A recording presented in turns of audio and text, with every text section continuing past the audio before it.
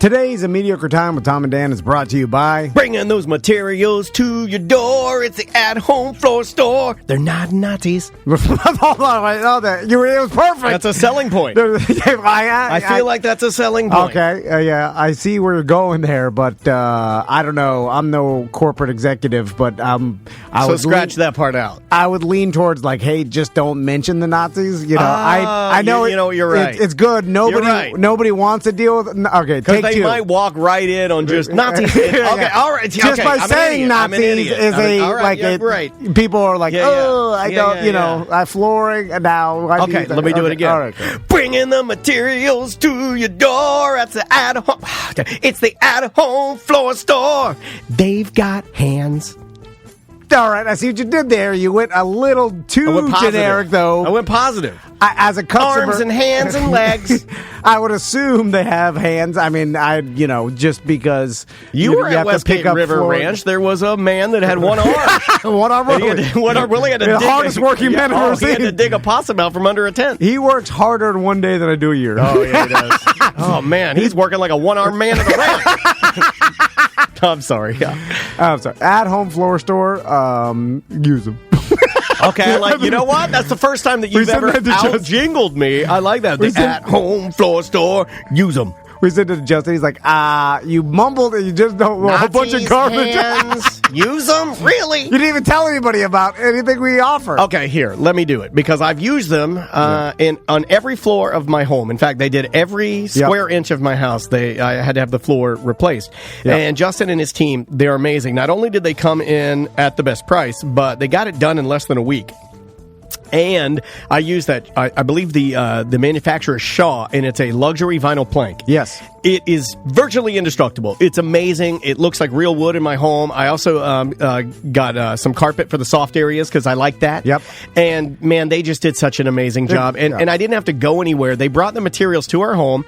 That way I could, see what it was going to look like in my house. And it just made the entire experience just so much better than I could have ever imagined. And it's basic business logic that they can offer a more affordable product and price because they don't have a brick and mortar store like other giant flooring stores. Well, it makes it more convenient for you too because you're getting the expertise, so you're getting the person that's going to talk to you. Plus, you get all the materials. You don't have to go anywhere. So for me and my wife, they're super busy. It was nice at 5:30. I come home from work and then Justin shows up. Boom, there we go, and then we can start the process. My neighbor used them, and he literally got estimates from a bunch of different companies, and at home offered the better product at a cheaper price. Yeah. And that luxury vinyl plank where there's wood floors, tile, they can do it all, install it all. It's athomefloorstore.com. They've been a sponsor of ours for a while, and they do a great job. Well, they help all of our events, and they've helped many listeners. Justin and his team have even gone and fixed stuff that they didn't even put in for BDM. Our Danger Brain fixed his floor, their floor. It's athomefloorstore.com. He's a BDM. Use him.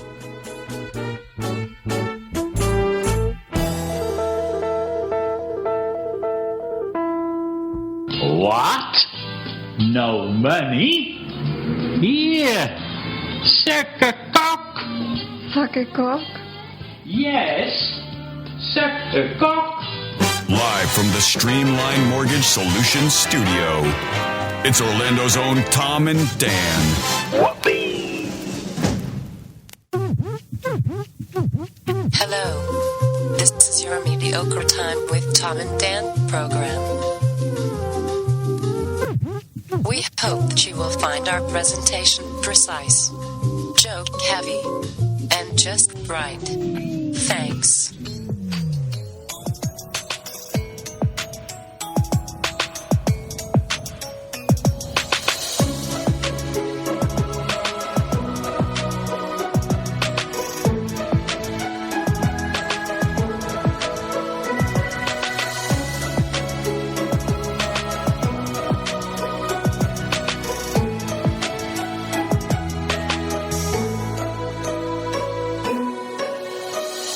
Show number 554.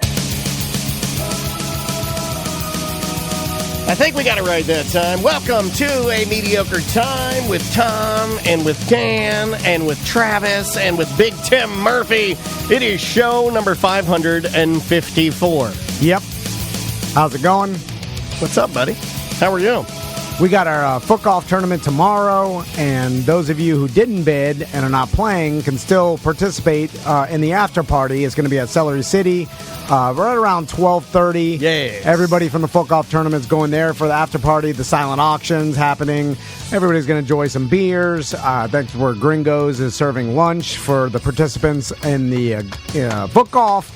I'll thank some sponsors real quick. Yeah, do it. Guardian Water Services, All Pro Dent Removal.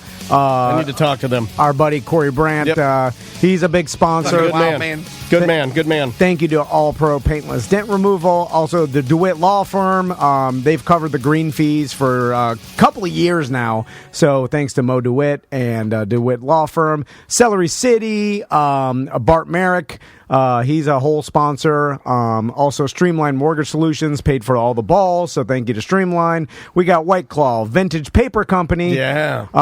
It is helping us with all the signage. And got to give some love to Mark Larabelle and his team of folks that make us look good. Damn good people. Sideward Brewing donated some beer. Oh, that's delicious beer, too, man. Sideward's legit. God, it's good. Oviedo Brewing Company donated some beer. We got Ivanhoe Park Brewing Company donated a beer. We got White Claw, tons of White Claw in here. We got Cigar City beer. The cleaning people were like, what the fuck is happening to you guys? Because they came over and it's like, really nothing to clean other than dusting some beer boxes because it's nothing but beer here. It's turning into a beer fest for like 80 people. Yeah, exactly. We got tons of, and Gringos Locos for breakfast and lunch. Thank you to them. They donated EMS, Tank America, Hard Rock Live. We've got like 2 tickets to Mark Maron for the silent auction. Patton Oswald, Whitney Cummings, Ben Bailey. Basically, any really, really, really, really mega high-profile comedian, we have 2 tickets so you can bid on.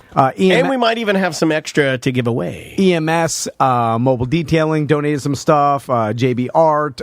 We've got art by Eric Pabon.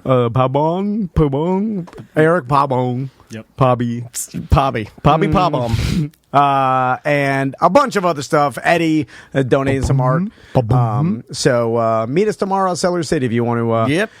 Silent auction's going to be ridiculous. And we'll see some of you out on the course and most of you at Celery City. What's up, buddy? How are you? Good. Butler, how'd you do filling in for Sam this week? No Sam today. I think she just got back off of her Disney cruise. Yes. I think she's home now, I believe. We'll be talking to her about how her vacation was, her cruise was on Monday's BDM show. Indeed. So if you're not a BDM, sign up. We do free shows for BDMs only every Monday if you're not familiar. Yep. If you're not familiar, you can sign up to be a BDM, and you get extra parties, extra fun, extra stuff. And we're actually in the midst of planning our next BDM only party. So I'm excited about it. If you're not a BDM, sign up. You'll get an email for you and a guest, and we usually do tons of giveaways and free stuff at cool events for BDMs only. Playing the part of Travis today is Big Tim Murphy. Hey, baby! How you doing, Big Tim? I'm fucking living the dream. I got my truck back. Yeah. I heard. Travis Gillis. What's your truck's name? Old Blue, baby. Old Blue is back. Yeah. Old Blue is back. My dad used to. Well, no, he called his dick Big Blue, not Old Blue. But he was old, but it was. And it wasn't big. It's my just, truck's not even that big, though. Yeah, so, he just called it Big Blue. How long did you go without a vehicle? 6 months. Difficult. That's hard. That's hard to do. But fucking Travis hooked the fuck up. There's no reason that you should go to anyone but him unless it's a distance thing. Gillis Automotive. He hooked me up. Shout out to Gillis if you need right there in Winter Park. A good mechanic. He is the man. He's an honest boy. Yeah, he with a heart of gold. If he knows you're a BDM, he's going to take care of you. He called me up. He's like, I got that. I had to replace steering column, and I got dicked around waiting on the whole thing. I don't even want to get in that. But once I finally got stuff to him, he was Johnny on the spot. But he called me up. He's like, hey, I put that new steering wheel you want on there, but that center cap thing's going to look weird. And I was like, it's a cosmetic issue? He's like, yeah. I was like, the fuck do I care? Yeah. I literally, a dog shit my entire car up one time. I'm glad you put that photo back up to commemorate the anniversary of your dog shitting in the seat. That was my own fault. I gave her too much peanut butter thinking she split it with Ricky Bobby. She did not, and she just, that's all peanut butter. She just shit all peanut butter in the front seat. Well, man-sized turd on that seat. Not necessarily all peanut butter. No, if you didn't clean it up, man, it was the consistency. Did it smell like peanut butter? Yes, it was. She pretty much passed it too fast. It was. Yeah. I feel like if you're gonna eat shit, eating dog shit is better than eating like my shit. No, This was the consistency of mousse, and I had to scrape it out with fucking the hot dog things from a Circle K. Yeah, I read that. The dog jumped out the window. It was a whole fucking mess. She got shit down the side of the door too, not the inside, but also the outside. Oh, no. Well, she tried to gracefully slide down onto the pavement. Yeah, you don't want to get injured. I'd slide my ass too. I had a mild panic attack when that happened because we were driving. So, Tim, you're not an older man. I'm older than you. I think by like 3 surprisingly, years. yeah. But and I want to ask all you guys a question. So, Tim is actually the youngest person in the room, followed by me. Then I'm the oldest. I want to point that out. No, so I always have to just say it so he's not going to sit here and fucking hammer me about it. Yeah, but we look like we could have went to high school together. Yeah, that's true. That's true. Rough. So 32. Never changed the oil. I feel in the past couple of years that I'm gently sliding into full dumb old man. And a couple things have happened to me lately, and I'm about to tell a story about one that actually... About to tell a story, baby. Even my sons actually made a comment that lends towards dumb old man. Oh, they're fucking with you already? You okay, boomer? Dude, you're at your oldest. He's just 5. So, I think it was like 2 nights ago. With Max, he's brushing his teeth, right? Okay. And, so that's good. He's just me and Max. I think my wife's with Tommy doing something, maybe reading or something. Anyway, so these are both excellent things to be doing. I'm sitting there, and then Max is brushing teeth, and we started this new tradition, and you saw a little bit of it at when we went camping, where every night now we play a song, and then Max dances for the family. Very bizarre, but it's not bizarre. It's a perfectly normal childhood thing, man. We sit there, and including Tommy sits down because he's not. It's like what a pimp does with one of his whores, right? Like he has one of them dance for the others. And, Sounds fun to me. And then, or maybe like a chic or something. So we put on a song, and then Max puts on a performance for us. We all sit down on the couch. He dances, and every once in a while, my wife will... Wait, did you say couch? You take a couch camping with you? No. This is at the house. No, he's saying so. But he did this at camping. Daniel saw it. Yeah, well, all the kids put on like a dance party. We do dance party. I did a dance party last night. Oh, okay, yeah. No, it's like a kid thing. I think kids like to move their bodies. It's before they've realized that they can eat junk food all the time and get fat like we do, and before they know the wonders of alcohol and drugs. So I feel like dancing is kind of like their drug. Although, every once in a while, like Max will, during his like improvisational dance, will do like a drop move, or he'll drop it a little bit. Yeah. And then my wife will make a woo woo sound, and I'm like, don't make that sound. I'm like, don't. Yeah, like you're. So he's making a cougar at a strip he's club. making the move, like he's like, don't cheer like that. I'm like, that's inappropriate. Yeah, like he's making the move, and I'm just going to be real, and I hope you don't get mad. But when I see ladies do that, the purpose of dancing and then dropping your genitals and butthole down like really low is to simulate the act of riding a dick. I think that, but what's the other reason? I don't know. There ain't no other reason. What's to show how good your knees are? I think it is. It's like frogging. Like thank you. Yeah. It's frogging. Yeah, you're like, so you're doing like I can frog. Yeah, you're like, look at me, I can frog. You're not doing it to like. It's to show how limber you are. Yeah. It's to show how fast you could drop. How the fast frog. you can drop the frog. Yeah. So you know. So all right, this is where do guys do that? The dumb old man thing. I don't know. I guess you could. And I guess so. Like gay guys don't frog each other. I don't think. I'm sure they do. Gay guys do yeah. anything. I think that's a harder frog. Oh yeah, probably. I think is a harder frog. You got to open the frog hole a little more. And there's a dick in the way too. You know, it's the same thing. No, it's not. I mean, I feel like it's a tighter. That's a tighter frog. So you got to be more precise, I think. It's like hitting the bullseye. It's called toading. Thank you.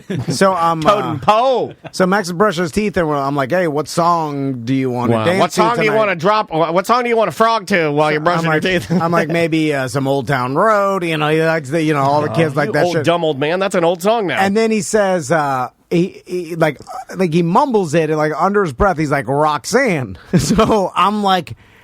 Roxanne, wait, like the real Roxanne, put like Roxanne, on the red light.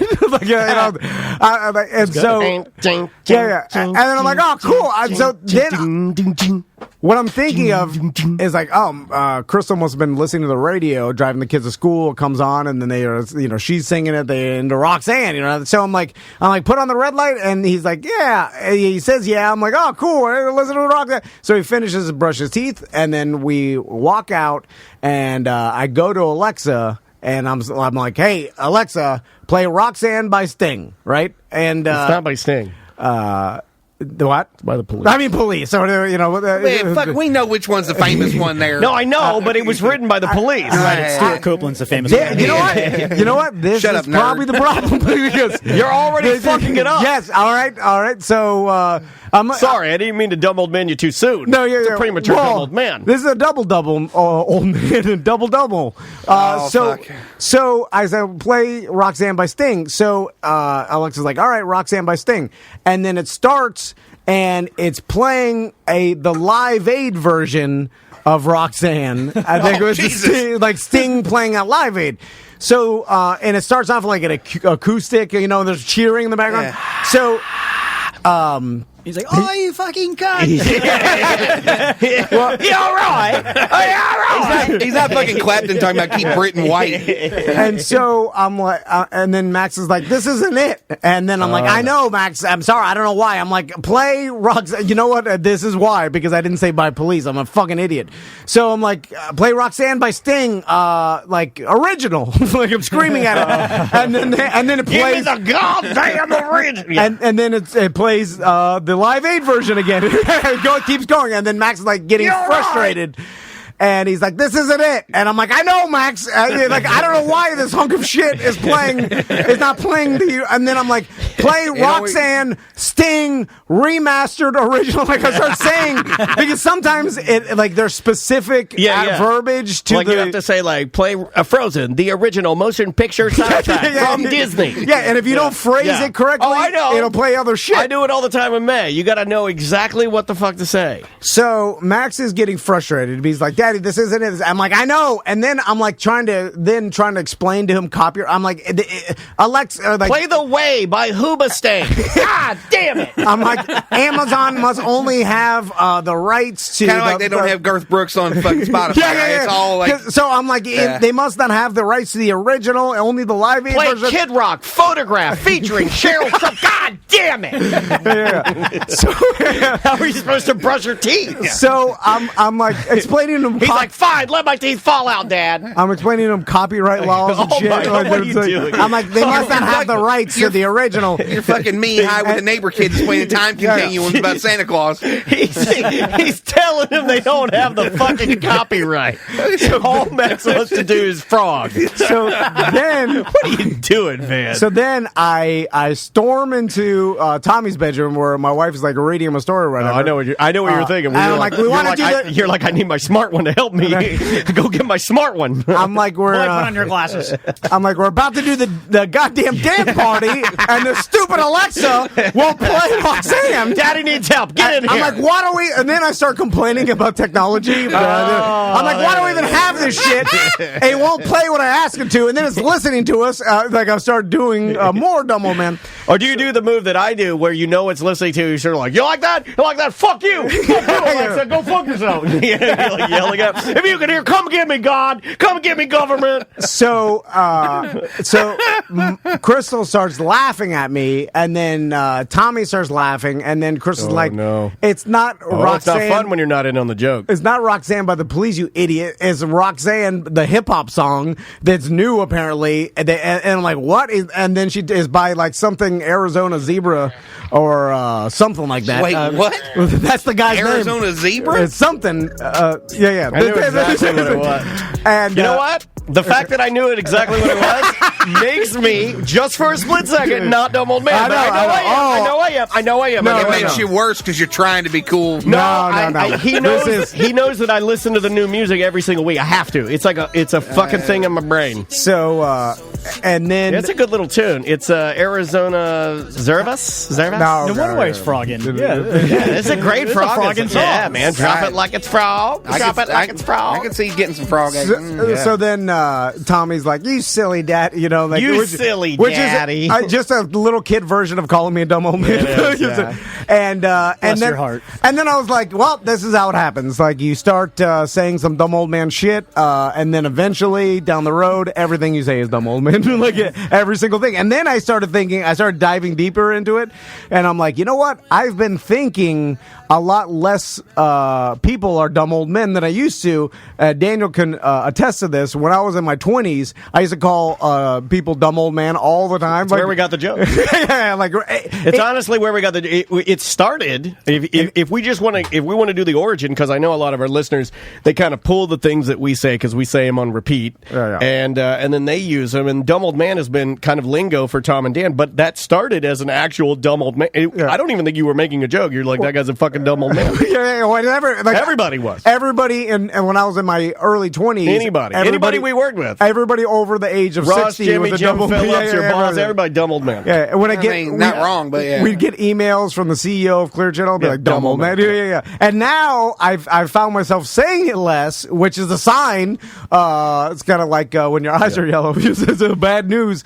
And then I started. Why'd you have to say that? You know that I check my eyeballs, and you know I'm going to go on break and check my eyeballs. I started analyzing even more, and I'm like, now, like when I see someone doing something that I used to like, say, there's an old guy that I meet, and he can't figure out how to use Facebook or social media or whatever. And in my younger years, I'd be like, dumb old man. And now I'm like, I wish I was like that. Like, you know, I see what you're saying. I'm finding myself like I see old guys watering their lawn. You're further along. Yes, I see them watering their lawn and shit, or like having meticulous front lawns that they spend like way too much time grooming and stuff. And I used to say that was dumb, and now I'm like, and then I'm like, oh shit, it started. Like this is how it starts, right? Like you start at least you're yelling at technology, not knowing the songs your kids are listening to. Both of our you have two, but both of our families, or I'll say kids rather, have they've gotten to a point where now when they say things, they can almost fuck with you. And pass judgment or call you a name. And like now my daughter, if she wants to sort of shame me or dumb old man me, she will call me a very southern dad name that I really, really dislike because it makes us swamp people and trash people. She calls me Daddle. My fucking dad hates when I call him Pa. Like a daddle pepper, and she'll be like, so kind of going along with what you're saying, there'll be something, I'll be arguing with Andrea or something, and then Maisie will turn to me, like Tommy said, and go, silly daddle. And I'm like, you're calling me a fool. You're calling me a fucking fool clown. Like an idiot. Yeah. Silly daddle. I don't want to be silly daddle. I'm a goddamn business owner. I'm a 25-year radio veteran. I have written more jokes and edited more fucking award-winning fucking radio content. Number one rated. No. I am not silly fucking daddle. Everybody, it happens next time. It happens to everybody. No one can escape it. Everybody will be dumb old man. Did he eventually frog it?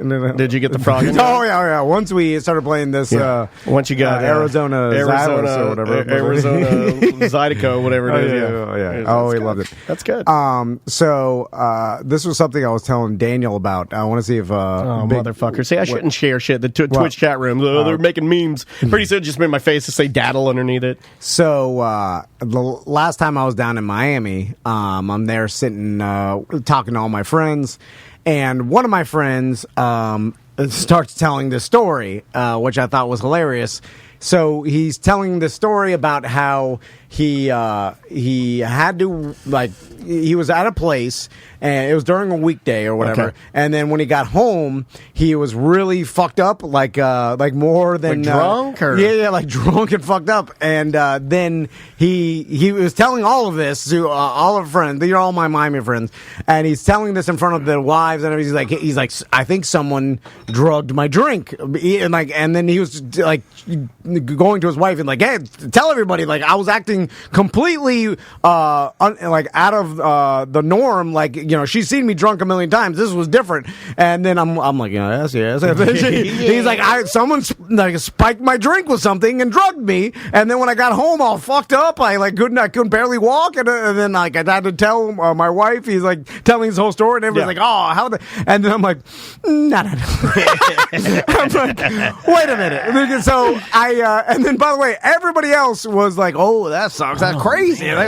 drugged you. And then I was like, are you okay? I was like, nah. I'm like, oh, you're a 40-year-old man. Like, I'm like, who?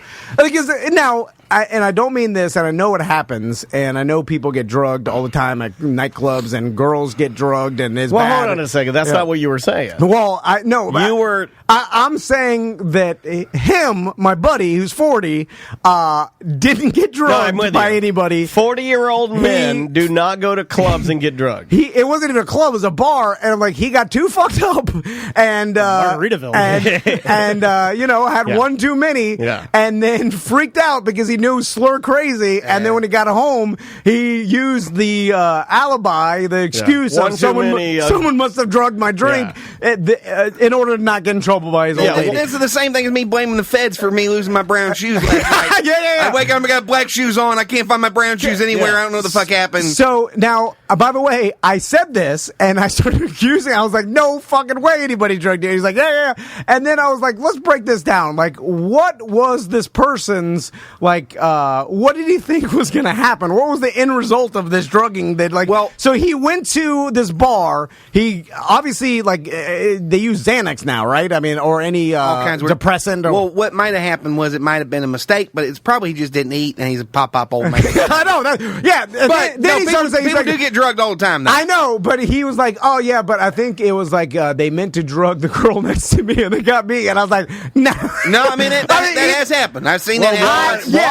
Juan is even saying that there was a drink meant for somebody else, and that he got roofied.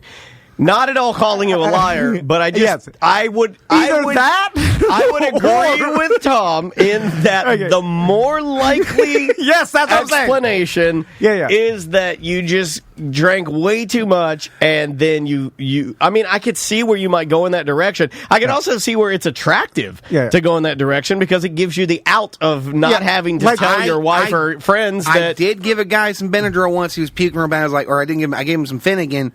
Finnegan. It's the Finnegan. Anti-nausea medicine. Let's give you a dose of Finnegan. I gave him. You're already turning green. But pretty much, I did give him a hit of anti-nausea medicine. I was like, because he puked in the back of my car. And I did fuck his girlfriend at night, but.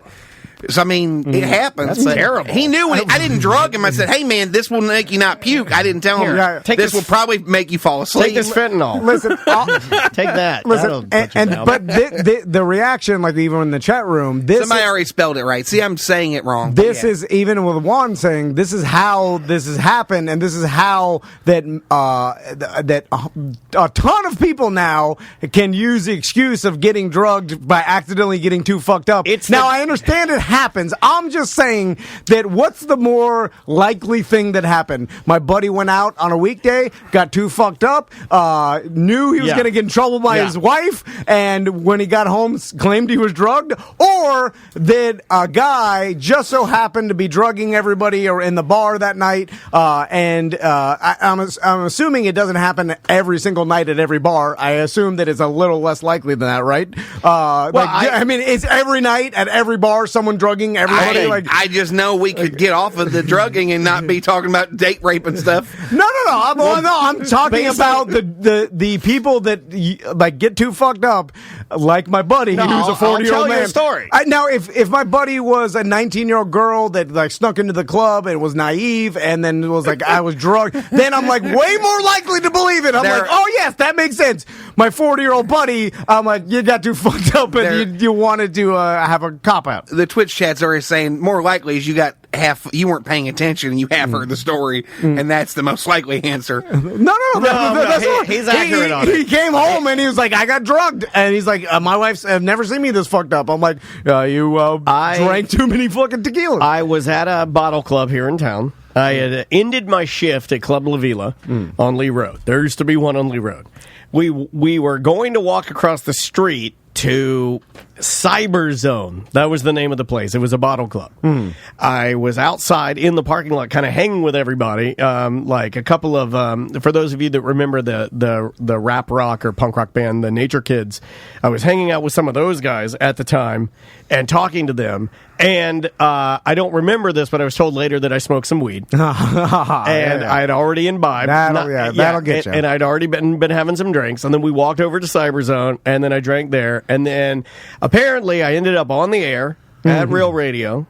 Like at night? It would have been the next morning. The morning show. And I'm still kind of fucked up. Yeah. And I'm doing like what would have been the morning show's best of program. I was completely fucking out of it, talking about how we had Fat Boy Slim tickets to give away. We didn't have any of that. Like we had, I don't even know why I was saying that. Like I created this like whole new thing in my brain. And to this day, like not to this day, but till maybe let's say 10 years ago, I'd always thought, obviously somebody put something in my drink. I'd been drugged. I told girlfriends that I dated that. Even when I met Andrea, I recounted the story. I think I even told you I'd been drugged. I've been drugged. The more likely story, if I'm just being like honest with myself, the more and I've never admitted this, the more likely story is that had too many beers while I was hosting whatever fucking dumb bikini contest we did at Club La Vila, smoked weed with the Nature Kids. Listener bought you a couple shots. Went into Cyber Zone, had some shots, got completely fucked up, took a small nap, woke up still drunk, went on the air, Fat Boy Slim, no tickets, nobody fucking drugged me. And by the way, I am not saying this because I am saying that people that actually get drugged or this doesn't happen. I'm not saying this at all. I'm just saying it's a completely different animal. And if anybody wants to twist that, you're a horrible person. That's not at all what he's saying. There's a lot of old dads now that are using that as an excuse, which is fine. And apparently, by the pushback I'm getting, I'm going to use works. that. I got drugged on New Year's Eve. Just say that. When I picked the fight, then people feel bad for you instead of calling you an idiot. And then your old lady don't yell at you. When I picked a fight with that European DJ that turned out to be a wrestler. Were you still drunk when you were posting? Yeah, he was posting, and I'm following because I think I was getting up early to ride the stupid Peloton bike. So I'm up having coffee. This motherfucker's flaming like mad about fighting a European DJ in a club, and I'm like, you all right there, bro? All right. So New Year's Eve, right? I got a bottle of a Rebel Skull pecan whiskey, my favorite whiskey, right? And, Rebel Skull, or Revel Skull. I can't pronounce shit. It's pecan whiskey. It's my favorite pecan. It's 35. It's 35% alcohol, so it's not too bad. But the pecan flavor must be nice. Pecan, it's great. It's my favorite. I also got a 12-pack of White Claw Pure, which is the only White Claw I don't like. That shit tastes like trash. If you add flavor into it. I didn't have no flavor to that. Either way, I drank the whole fucking. I went to a New Year's party. You're really helping out, Tim. Thanks a lot. What fucking other White Claws I'm drinking? Put a lemon in fucking country cool, man. Put a lemon in that vodka soda. You put a roofie in it. It tastes great. And by the way, Twitch chat, you can't count how many I'm having because I put them in a fucking cup this time. I'm just going to go out there. Oh, they've been judging the beers? They counted last time. You don't need to fucking count me. Relax. Yeah. Just assume that it's everyone. I know. Everyone that we have. Yeah, exactly. So it's all that we got. This girl that I know from high school who I met her because some people, when I was in high school, dropped her off in my front yard and left her there, and I had to drive her home. And she was shithouse drunk real bad. And this dude hits me up my Nextel chirp, and he goes, with Boost Mobile at the time, he goes, "Hey, I left you a present." I'm like, Rich Kid left me a present. It could be food. It could be ham. I don't fucking know. They used to bring me stuff. I was poor. I show up, and there's this goddamn girl weighs like 80 pounds passed out in the front yard. I'm like, I can't have a rich girl die at my house of alcohol poisoning. So I'm like, you got to go home. We find her driver's license. We take her home. I drop her off in the front yard because I don't want to knock on the door because her house has a fucking name tag on it. All right, it's a fucking manor with a name and shit. No, okay. So I just roll her out like she got shot. No, in a I didn't gang roll fight? her out. I picked her up and carried her and laid her in the grass, and I got in my car. Oh my God! Just let like me finish. Sleeping Beauty, something like that. Let me finish. I did the right thing, and I get in the car and I lay on my fucking horn once I'm facing the right direction to wake everybody the fuck up. I put on my David Allen Coe tape as loud as I fucking can, and I lay on the horn at Crown Vic, and I peel the fuck out of there, right? And I thought I ruined that goddamn girl's life. Apparently, her parents thought it was fucking hysterical or whatever. The point is, like some racist guy dropped off my dead daughter here on the lawn. She was right. This is even funnier with the David Allen Coe playing in the background. She wasn't passed out. I mean, she was like incoherent. She wasn't knocked out. Yeah, it's blacked out. Hopefully, this pseudo-racist country music is warming your heart and waking you up. Yes, I didn't have the racist tape, but I did have the one with Finger Fucking Sally on it. But I see her at this New Year's party on New Year's Eve, and I've drank that whole fucking bottle of whiskey plus some other stuff people left around. And I'm giving her a hug, and this guy was getting handsy with her, and he's wearing like a fuchsia shirt and a fucking white suit and like glasses, and he's a pretty big dude, right? And he'd been getting handsy with her. Yeah, well, you know, and we were out back, and I thought he told me he just got back from Europe, and he was a DJ or some shit. And I'm in the kitchen, and I see her getting uncomfortable with the phone. I come here, give me a hug. So I get the hug from her. I'm like, hey, if that European DJ keeps acting up, I'll just beat his ass. I thought I whispered it. Mm-hmm. Turns out I pretty much just yelled it and looked at him when I did it. If he's bothering you, baby, I'll beat his ass. Well, and the thing is, I was amped up, and I did want to fight. And he come up to me, he goes, I heard you talking all that shit. And I was like, I wasn't talking shit. I just want you to stop being handsy. And then he goes, do you want to go out back? And I was like, I do. And then I realized he was rich. So I said, wait, you're rich, aren't you? And he goes, what if I am? I was like, I put my hands in my pocket and said, ha-ha, hit me, please. I'd love to sue the fuck out of you. Point is, I got real mad about it. He wasn't a DJ. He was a wrestler. It worked out for the best. I probably got my ass beat real bad. But I definitely got an out-of-court settlement. It turns out he was rich. Well, does that actually happen, or is it like if I slip in this Walmart, I'll own the Walmart? I feel like I've always dreamed of slipping in a Walmart. Well, Walmart is it like because that's the poor Dodo version of understanding the law. Yeah. That if I fall in this Disney World, it'll be Tommy World. No, it's not like that. I knew I went. No. First thing I'll do, no more mouse. It's not like I didn't think I was going to get $1 million, but I could probably get $8 or $9 grand for him beating my ass. Well, how would you even? Well, I'd sue him for beating my ass. Put my hands in my pocket and said, "Please hit me." But you have to prove it. If there's behind witnesses. a club, what in a girl's living room? Did you just barf? I did. What if he said, "Please hit me"? Well, I mean, I put my hands like, "Have you hit me?" No, you said, "Please hit me." So I can sue the fuck out of you. Maybe he was just helping you out. Again, maybe I don't know. I was drunk. I started thinking, I was like, I'm not supposed to fight no more. I'm a Quaker. I don't want to fight. It's going to be a whole thing. I'm probably going to get in trouble. We're in Weir Park. I'm going to go to jail. I'm drunk as shit. You know, Quaker or Earthquaker? Fuck you both, you little shit. Hey, you probably just like, I'm not today. I'll just let nature take its course. There you go. Damages, lost quality of life. If I got my head kicked in, I'd have some quality of life issues. I've got concussions, motherfuckers. Point is, now I'm trying not to drink so much as I'm drinking in the middle of the day. Drink. I want to mention one more thing before we go to break, and then we'll take a break. Oh my God! Big Tim's got a couple conspiracies that some people new love them. People love the conspiracies. Epstein, and I got to tell you about going to see Celine Dion. Yeah. So, we got some voicemails and a bunch of stuff. So anyway, I was thinking about this because on Wednesday, when was that crazy Twitch guy called us? It was Wednesday, right? It was. I'm going to put that at the very end of the show. Yes. So so if you finish the show, hang out after, like when I do the part where I talk about the music, right after that, you'll get a chance to hear this insane man. Well, I'm glad you're going to do that because I saved it. It did get me thinking.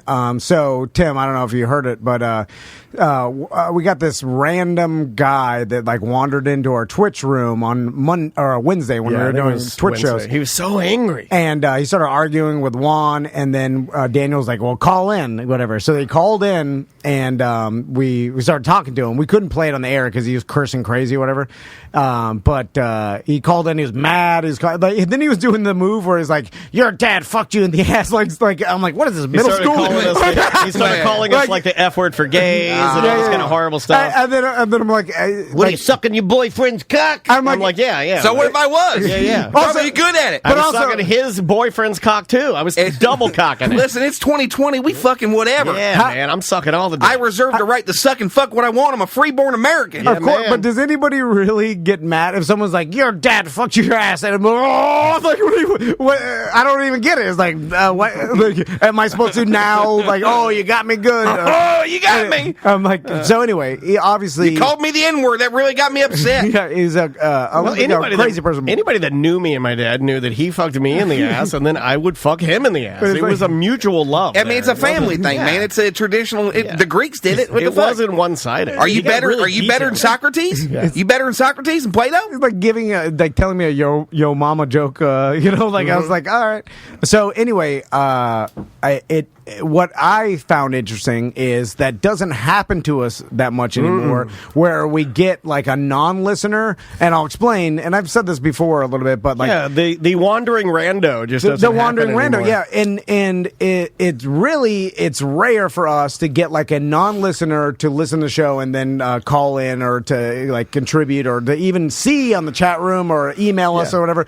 And I started for the thinking, most part, everybody's just kind of broadcasting to who already listens to enjoys them. Yeah. And most likely you're going to listen to us if you're probably like-minded because it makes sense, right? You're not going to listen to us and be hating it the whole time. And why would you do that? It's bizarre. I mean, time people do that to Rush Limbaugh and shit like that. They used to, though. But not so much anymore. Because there weren't alternatives. Now there's alternatives. You get what you like, and Too much content. So then I started thinking, I was like, man, because this is, by the way, a high thought. And I was like, wow, like there is so much content out there that is so specific to everybody. And then I was even thinking, I was like, shit, it even happens in the news. Like there are basically two different newses that our society watches, and everybody nowadays is totally aware that there's a difference between Fox News and CNN, and everybody knows like which one they'd rather watch, right? It's not we have no more monoculture. There is no more monoculture. Yeah. It used to be back in the day when there's 3 channels, you could be legitimately if you were on a network sitcom in the 70s, you were famous with 1/3 of Americans watched you probably. Everybody was there watching. Was a monoculture. Now there's not a monoculture, which is why we're fragmented and there's... This leads me into... Because I started thinking about it even more, and I was like, well, we all are aware that we can't just do everything that we want to do. It's also a vast conspiracy to keep us this way without the monoculture. But yeah, go ahead. Like, for instance, we're all aware that we can't just go through life eating whatever the hell we want to eat at all times, because that is unhealthy for us, right? It's bad. We all know that as adults. Like as kids, you don't. Everybody knows. Yeah, you're like, no, even my daughter knows. Yeah, that. I can't just eat subs all day and drink as many IPAs as I want. I will suffer repercussions, right? So I have to eat things that I don't even want to eat, right? And that helps me be healthy and whatever. Are you writing this down, Big Tim? No. Fuck you! I lost 20 pounds. This monkey piece of shit. We're gonna do the next segment. He got his photo. He's taking notes. It's you and Butler. I got limited targets. Anyway, so your wife's gonna get. It's gonna be. If she was here, I'd make fun of her too. So I started thinking about this, and I was like, man, like we are really right now, 2020, in a society where everybody is in their own entertainment bubble and consuming only things they want to consume. And I was like, I bet that that contributes to why we feel such a separation from each other. There's a certain level of isolation you get. Yeah, absolutely. And I bet you it contributes into a lot of fighting and a lot of you not understanding other people and other cultures and how other people live their lives and stuff, because everybody's only in their bubble. And then so that led me to think that I was like, I wonder if for our brains and our own mental health and a way to be better, if everybody should choose one day a week where you watch content or consume content that you would never choose to consume, that is different than anything you would want to listen to, just so that you could be more well-rounded. I already do that. Do you? Every day I come in here and you start talking gambling. And I'm like, I'm not into it, but look into his eyes, stare into his eyes, act like you like it, retain it. Seriously, like, should everybody just, like, whatever news station you watch, should you just watch the other station little bit just to understand people better, right? Only if they agree to take a 5-hour course in media bias and understand the way the headlines work and way New York Times is a piece of the propaganda machine of American Empire and everything else. Regardless of the... you're right. Yes, it's news, entertainment, I know that. You're but big on this. You're big on exposing yourself to things that you're not necessarily super into.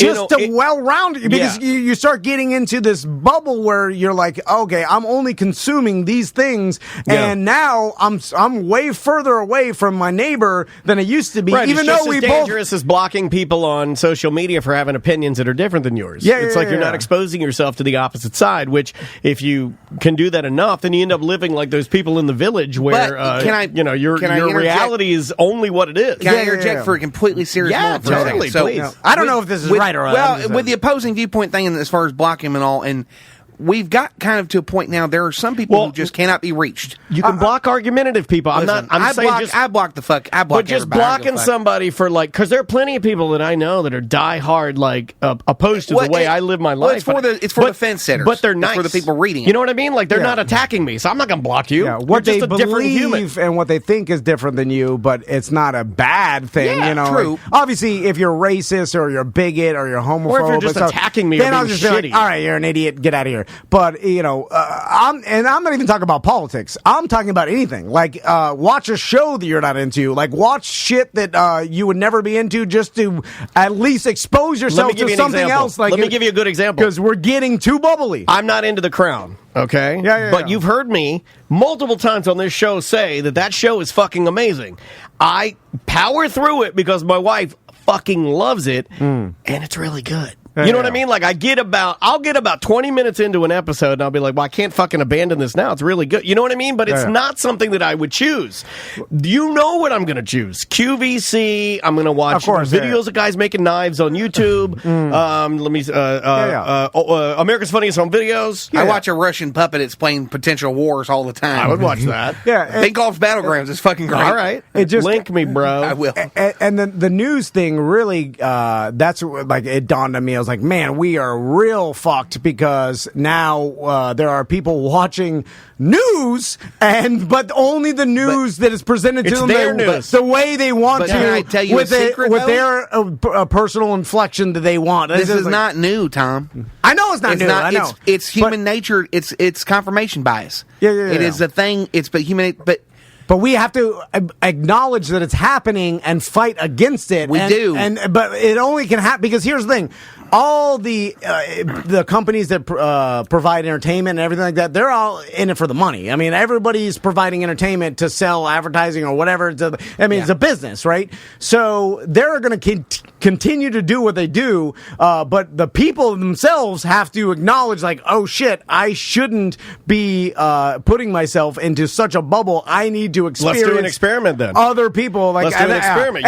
By the way, I'm horrible at following my own advice because I'll sit there and listen to gambling shit all day long. Here's what we're and nothing else. Let's do it then. Okay, for next week. All right, leading up to the following Friday free show, next just 1 hour of content. No, you watch something that I'm into, and I'll watch something that you're into, and then we can report back. So that means that I'm probably going to have to watch some sort of documentary or listen to a gambling podcast, and I'm going to Wednesday night. Starts at 8. It's called In the Kitchen with David on QVC, and you got to watch an hour of that. And normally I would never watch that. It's like I don't want to. Like, you're probably going to be like, oh, what the fuck, and I'm going to be the same way. But let's do it. But I know there's some. It's kind of like sexual kinks. Like, you may not understand it, but there's got to be some sort of something in there that's you find. Well, to go back to my Crown example, I think I've learned a little bit more about some of the things that tick boxes in my wife's mind by watching something that I normally, you know what I mean? Like, if for guys, in your relationship with your wife, and I know this sounds like the obvious piece of advice, but you could probably learn a lot if you just dedicated that 1 hour to watching some show that they're really into, that you hate. But or if you really just read the Wikipedia or get it on some Reddit, type in the name of the show plus there, Reddit and read the forums, and you'll have one thing. It's about experience. I think you gotta invest. I think you gotta put your mind in the game. Yeah. I think if you just try to cheat it, then you're ruining the whole experience. It's the brain equivalent to forcing yourself to eat broccoli. You don't want to do it, but you know it's good for you. I understand where y'all coming from, but like War and Peace is boring as fuck, so I just read the Cliff Notes. Yeah, okay. I mean, I understand it's sad, it's cold, fuck Russian literature. I'm talking, what's a show, Tim, that you would never be into? Or do you like any of that, like junk reality shows? Like Real Housewives? I don't watch none of that shit. That's what I'm saying. Like, it's not that I wouldn't. I understand that you should sit down and watch Real Housewives. What is that? Because here's why. Because at least you have consumed it. No, you're learning about something you don't know about. And now you at least have a little bit of what a huge portion of population consumes, and maybe that will help you help us all get a little bit closer to each other instead of being all fucking mad at each other. I see it. Like, it might be the booze, but I'm probably the most empathetic person in this room. No, I don't want to watch The Bachelor. I like what I'm never positive. I like what you're saying, because I do feel like if you, but you got to do it a certain way. You Bailey's can't in the shoe. Cheat it. You got to invest, because if you don't invest, then you ruin the experiment. The experiment is you can't hate watch is it. to digest. Yeah, you can't.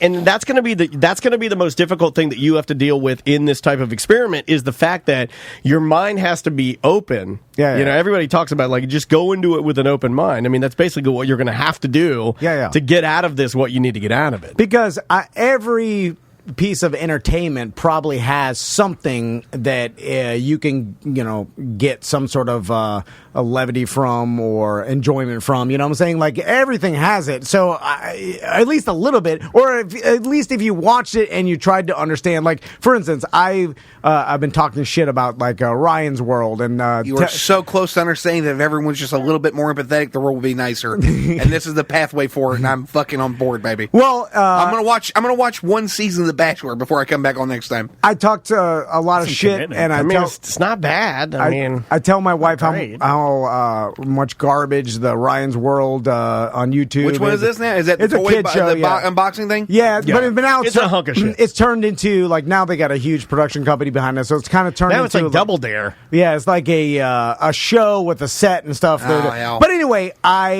instead of like hating on it at all times and saying how much garbage, I literally sat down with my son, and I'm like, I'm gonna watch this and see what. And I watched it, and I was like, okay, the dad is being overly goofy. Like, it's simple entertainment. That's why my kids the like. Mom is the lesson teacher. Like, she's always got the knowledge. I tried to understand what my kids found enjoyable about it, and it helped me not hate it as much. And then I think everybody can do that with everything, and you start like just understand a little bit about. I fucking love this. I love this idea from you, Tom. A little bit of empathy. You understand that not everyone has the same frame of reference as you. They might enjoy things differently. Different life. You're getting there. You're fucking getting there, baby. If everybody else can see that. Is that what being a Quaker's about? Not necessarily. A little bit, but yeah. If you can understand that everyone is slightly different, everyone has a different frame of reference.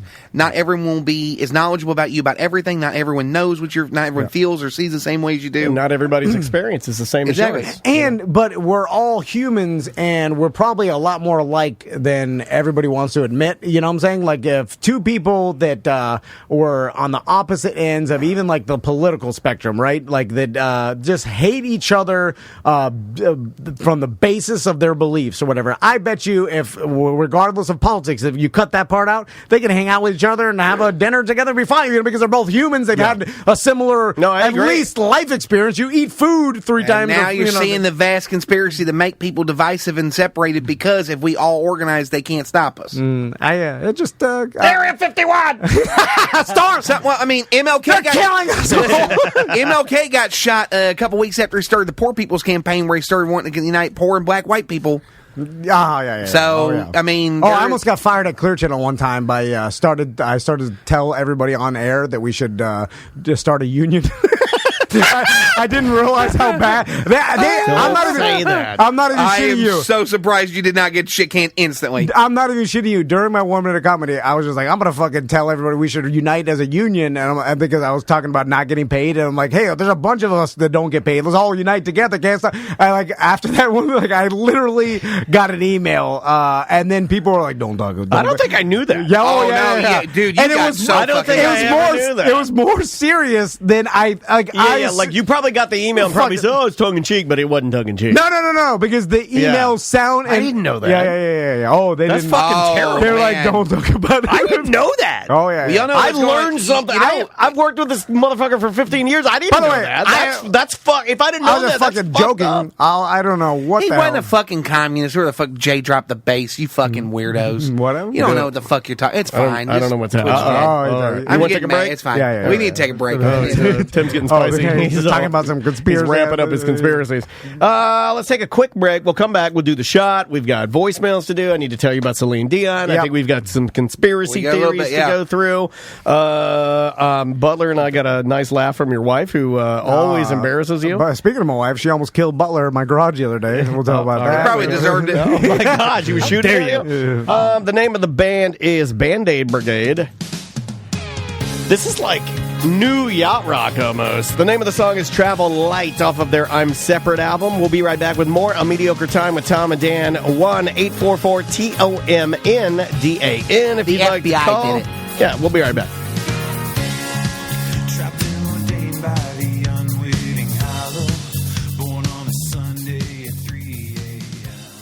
Dildos, sexy clothes, even crotchless pantyhose, butt plugs, munch that rug, all I want to do is fug. Fair Villa, I'm gonna spill my juice all over your caboose. I hope that pussy ain't loose. 1-inch punch, just call me Bruce. You know what? It was good. It wasn't bad. Good for. It wasn't bad. Literally, That's saw 45 seconds. Writing it right before this commercial. And I tried to do it like, hey, everybody, basketball is my favorite sport. I like the way they dribble up and down the court. Trying to bring we need to bring that fun rap 80s.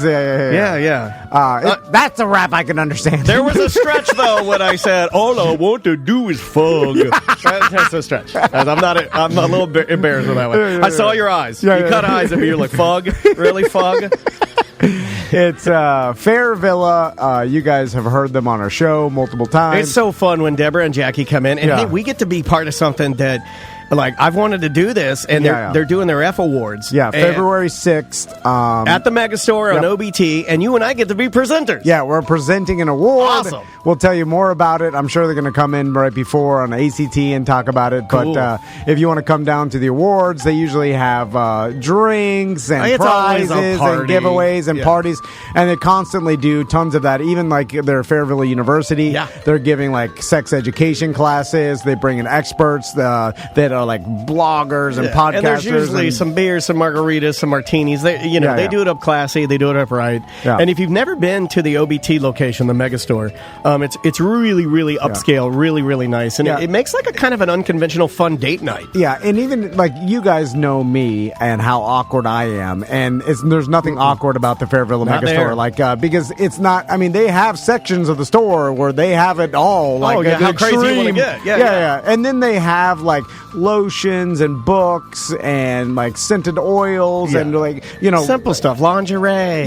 Costumes, gag gifts if you want to get a gift for your bachelorette party or bachelor party. I mean, there's tons of little things you like need that. A dick straw? They got a dick straw. Yeah. I mean, there's a whole section of dick straws. But then, I mean, so really, I know I was about to say mild to wild. That's their catchphrg, but it's true. I was about to say, I'm Dick Straws. It sounds like a cowboy. I want to fug. My name's Dick Straws, and I want to fug. So, if you want to... wait a minute. They're not going to make me present as Dick Straws, are they? I have a feeling I'll come out as a tiny cowboy. There's also multiple locations. There's a location on the coast, the Space Coast over there. There's Secrets Hideaway in Kissimmee. Mm-hmm. There's one in iDrive. There's one down in Key West. But if you're looking to purchase, go to the Megastore because there's so much stuff in there and you could drop some coin. There's some valued products too, but if you want to spend some monies on an implement of destruction, you can make it happen. Oh, remember that email you got about the womanizer? You got a very positive Fairville email. From a lady who basically told me that she had to tell her husband to ease back because she had to catch her breath. She was so happy, and it's going to save their marriage. So well done, lady. That thing is no joke, man. I'll give very high ratings to the wedge. The wedge is very simple. Tom Van says, prop it up. Right? Got to prop it up. It's fairvilla.com.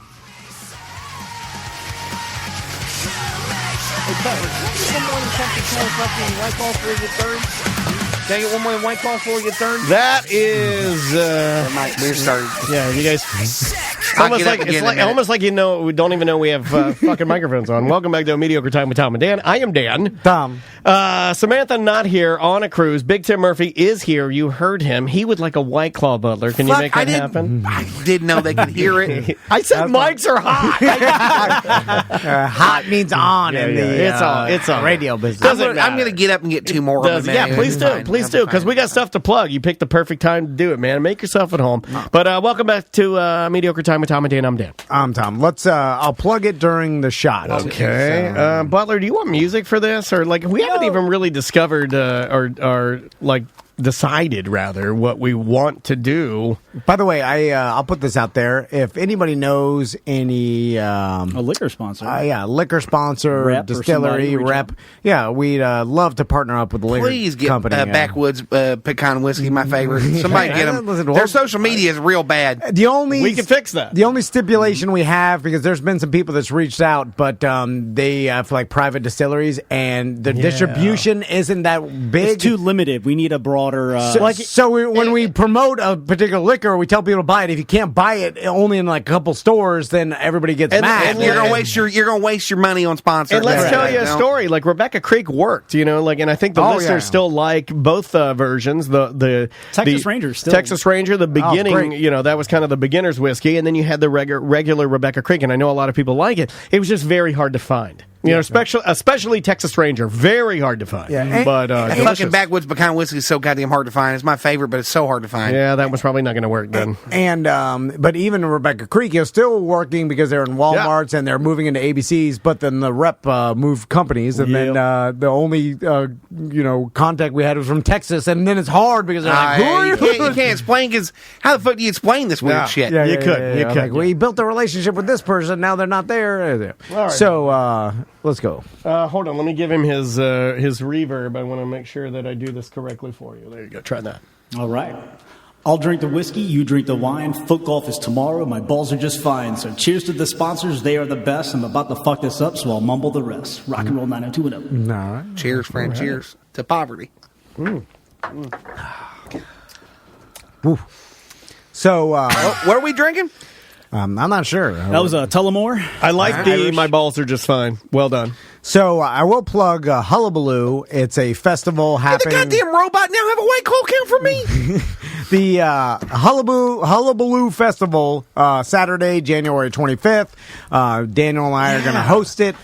We haven't done, it's a big deal when we dust off our hosting duties. Yeah. We've been known to host a thing or 10, and this one's really cool because for those of you that, like me and Samantha especially, that love the Sugar Ray and love the Eve 6 because we're 90s babies, this is a $10 ticket, y'all. Yeah, free if you're a first responder or if you're active or retired military. That will be free, but it's only a $10 ticket. You can go to tomanddan.com, click on the Hullabaloo link. I don't want to tell the fine people, of the Thornton Park area how to run their business, but a $10 ticket to see Sugar Ray, Eve 6, and then you got Oklahoma Stackhouse, friends of the show, Coastal Breed, which I've heard a lot about, never seen, and Trees of Life. Those are both of those guys are like reggae bands, plus a wakeboard rail jam. If you don't know what that is, it's where you set up a course and you use a winch to pull these wakeboarders through the water, and then they do tricks. Yeah. Food trucks. What else is there? You can bring your own lawn chair and blankets. You can hang out. Bring it family friendly. Yeah, it's at the park at Lake Eola, right there at Thornton Park. And the main reason we agreed to be a part of this event is all for a great cause. Like, there's not some promoter making a bunch of money. This event is for charity, and so all proceeds will go to the Second Harvest Food Bank of Central Florida. So you can come out, have a good time, see Sugar Ray, Eve 6. We'll be out there. Eric will have the merch tent. Not be selling merch, but we've got new stickers and magnets. Yeah, I got and some koozies. stuff to give away to you guys. We're giving away a bunch of promo stuff, and like Daniel said, there's food trucks, all ages. You can come.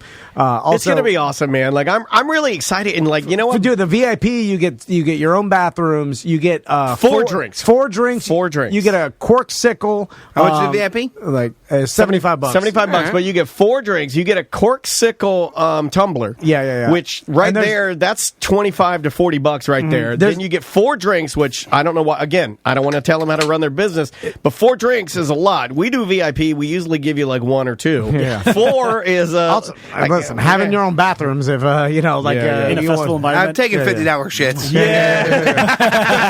I mean, it's worth $50 a shit in piece. It really is, man, and especially for ladies. Look, again, if you got the money, just get a VIP. Get the VIP. So again, Hullabaloo next Saturday, January 25th at Lake Eola Park. Starts at 2. I'm excited, and I've heard good things about this particular gentleman, Mark McGrath. I've heard he's actually like a super kind individual. Everybody's seen that video of him breaking up with the girl's boyfriend, like that he did on a Cameo, and like, so I want to get hopefully you and I will get a chance to at least just shake hands, because like, to me, well, we're introducing him. Maybe we do it awkwardly on stage. We're like, oh my God, Mark McGrath's here, everybody. It's gonna be worth it just to see him fucking, and then he's on stage, walk you in real life, and then we're just talking to him. We start interviewing him like a podcast. He's supposed to be super cool. And then here's a fun fact. I mean, that guy's IQ and his music knowledge is supposedly unmatched. Like, I have heard tell that, when he goes on and does, like, I think they do like Rock and Roll Jeopardy or something like that, he crushes every time. The guy's like, he's not an idiot. He's like super fucking smart. And another thing I want to talk to him about is being a DJ on Sirius XM, because he's basically the 90s channel, or Lithium, which is like he's a great DJ. Like, if you ever listen, my wife is so ate up with the Sirius XM, that's all she listens to.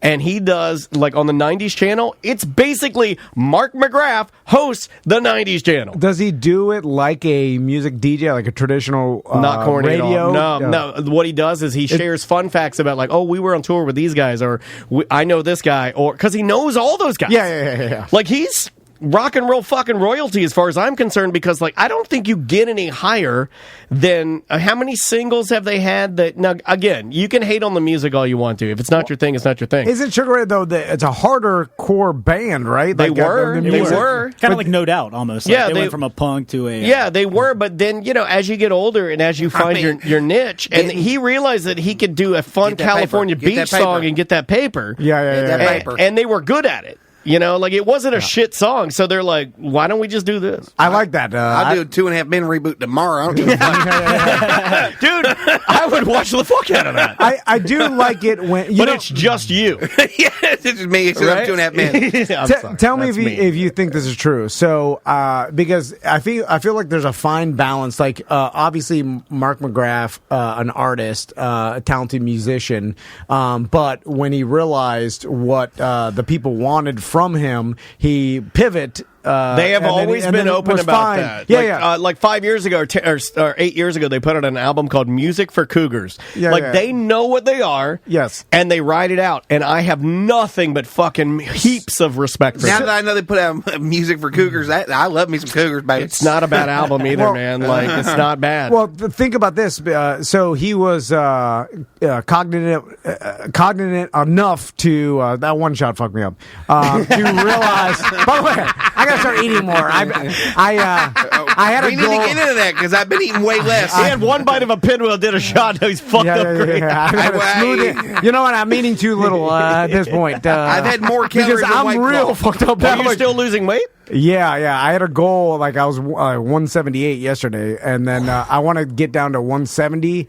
I'm trying to get down to 275. I weigh 178. Do it right now? Right now. No, fat. I don't know why I said that. Too drunk. I'm not eating it. Got amphetamines in my streaming through my system. Me too. Oh, I didn't think about that.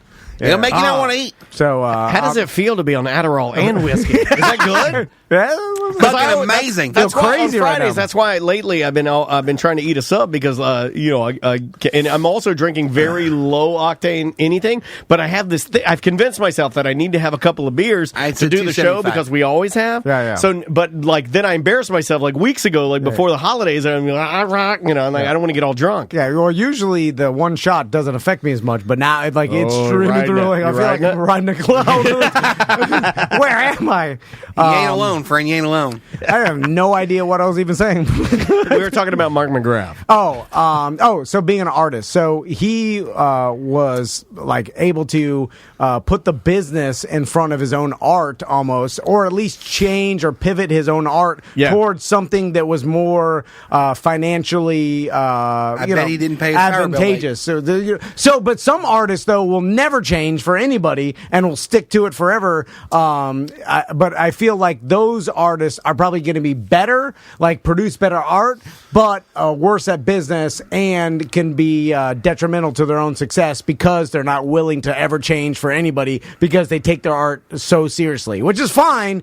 But I feel like if you be a little bit more like Mark McGrath and just enjoy making art and entertainment. I feel like you can do both. But I feel like you can make mass stuff. Smarter. You can do both. I feel like you can. Because, I mean, I do fucking artsy shit, you know? Yeah. But I also try to make some fucking relatable shit, you know? Yeah. It can't all be it can't all be fucking high-minded shit. Sometimes you gotta do it. Okay, but what I'm thinking they have is a like sense of humor because I was wrong. See, they have no concept of time. Music for Cougars came out in 2009. Their latest album that came out in 2019 is entitled Little Yachty. No shit. Like Little Yachty, though. This album's a little bit like boat music, I guess. You know, so... Yeah, they're catering to. Yeah, they don't give a fuck. They're just their audience, which is great. But like, I'm thinking of someone like Amy Winehouse, obviously a brilliant musician. Well, Amy Winehouse got fucked over because people calling her fat and it gave her an eating disorder. Well, there's a lot of mental illness. I mean, you watch the documentary, it's like, whoa. But she was so damaged, produced this incredible art. But I feel like an Amy Winehouse, if she wasn't popular for her music, she wouldn't change it to commercialize it to a broader audience. You know what I'm saying? Like, I feel like she would just be like, nope, this is it. Now, luckily for her, what she really wanted to produce, everybody loved. Obviously, brilliant music. But what I'm saying is, I don't feel like she would ever pivot and try something different or have a hit. Now, I'm not saying that's bad or good. I'm just saying, like, there's a difference between someone that will be like, this is what I produce and you like it, take it or leave it, or this is what I produce and then I produce this. I'm not really into this as much, but this is what makes money. I'll go hardcore towards that. You know, I feel that way. I do, and I like doing high-minded bits and all, but. I swear to God, I'll sell out to fucking tomorrow. No, I'll sell the fuck out tomorrow. You want me to do fucking Larry the Cable Guy reboots or whatever? I'll do Health Inspector Part 3. You want me in a fucking Tooth Fairy movie? Let's do it. I don't have to do artsy stuff. I'm tired of being poor. Are you saying you'll do anything for money? Not necessarily anything. I knew that, Tim. Not anything. Not necessarily anything. I do have morals and all. What were we talking about the other day? Right? I mean, well, I wanted Tim to do. I did say I would probably suck. They bid for on 5 it. minutes. I mean, yeah, I said I'd put it in my mouth for 5 minutes. So we had this lady that contacted us that's an award-winning body painter. Fuck yeah, be the pacifier too. Oh, I thought. I'm answering the chat. Would you let us paint you? How much you paying me? You have to talk to the business. Okay, I'll negotiate. I'm learning about negotiations where I shouldn't just throw out a number because it's probably always way too high, and the person would have done it for way throw out less. your number. I always wait for you to go first. So how much do you want? He's learning. He's learning. $15,000. I'll give you $380 and a case of White Claw. $380 a case of White Claw, and then we're gonna paint. Yeah. Can I wear shorts, or do I gotta be? No, you don't have to be nude. We don't want to put that fine woman through that. That's kind of what I was getting at. So $380, and they what now? What if they painted overalls on you? Like literally. Ooh, that's not a bad idea. For $380? We'll get you blue shorts. How much will you give me today? So we'll get you tiny denim shorts, and then the rest of the denim will be painted. I like that. How long do I have to wear that for? The rest of your life. I should probably ask her. Which oddly enough will only be 3 days. So it's not that bad. I mean, you have the best Wednesday ever. You have all this money. I mean, $308 and a case of White Claw. I mean, yeah, I guess. Yeah, yes. I knew the answer before. I know you do. I'm going to do like they do on Pawn Stars. Butler's going to take you in the back. He'll drop the paperwork and on to the next item. Wait, where are we doing this now? So I'll talk to the lady next week. Are you cutting me a check for half an hour? Or No. This is a bit, isn't it? No. I've learned my lesson with BDM handyman. Hey, I'll never cut them the next thing you know, you give them half, they steal your Xanax, and they're not done. I got my own pills, but I'm not cutting my legs off. All right? I'm down 21 pounds. But it will happen. No, I'm trying to avoid it. Well, maybe not. Hey, have turned. Fuck. I got my Negan bat right here just in case your legs start acting up. Oh, bad, I'm good. They're actually not swelling as bad anymore. I'll show you. Well, they were swelling? Oh my God. That's down about 60% or so on the left. The edema is almost gone. I don't know why it's so funny, but me and Daniel used to think that the funniest thing in the world was it's like a teen girl like looking at you and going, this is something y'all are admitting because you're fucked up. We're all fucked up. I like it when people. I did another shot. I like when people go like, I got a mosquito bite. It got a little infected. It's not that bad though. And then they show it to you, and you're like, I'm passing out. But I like being physically disgusted by someone. I'm sorry. All right, so don't apologize, friend. Tell us. I was apologizing to the listener.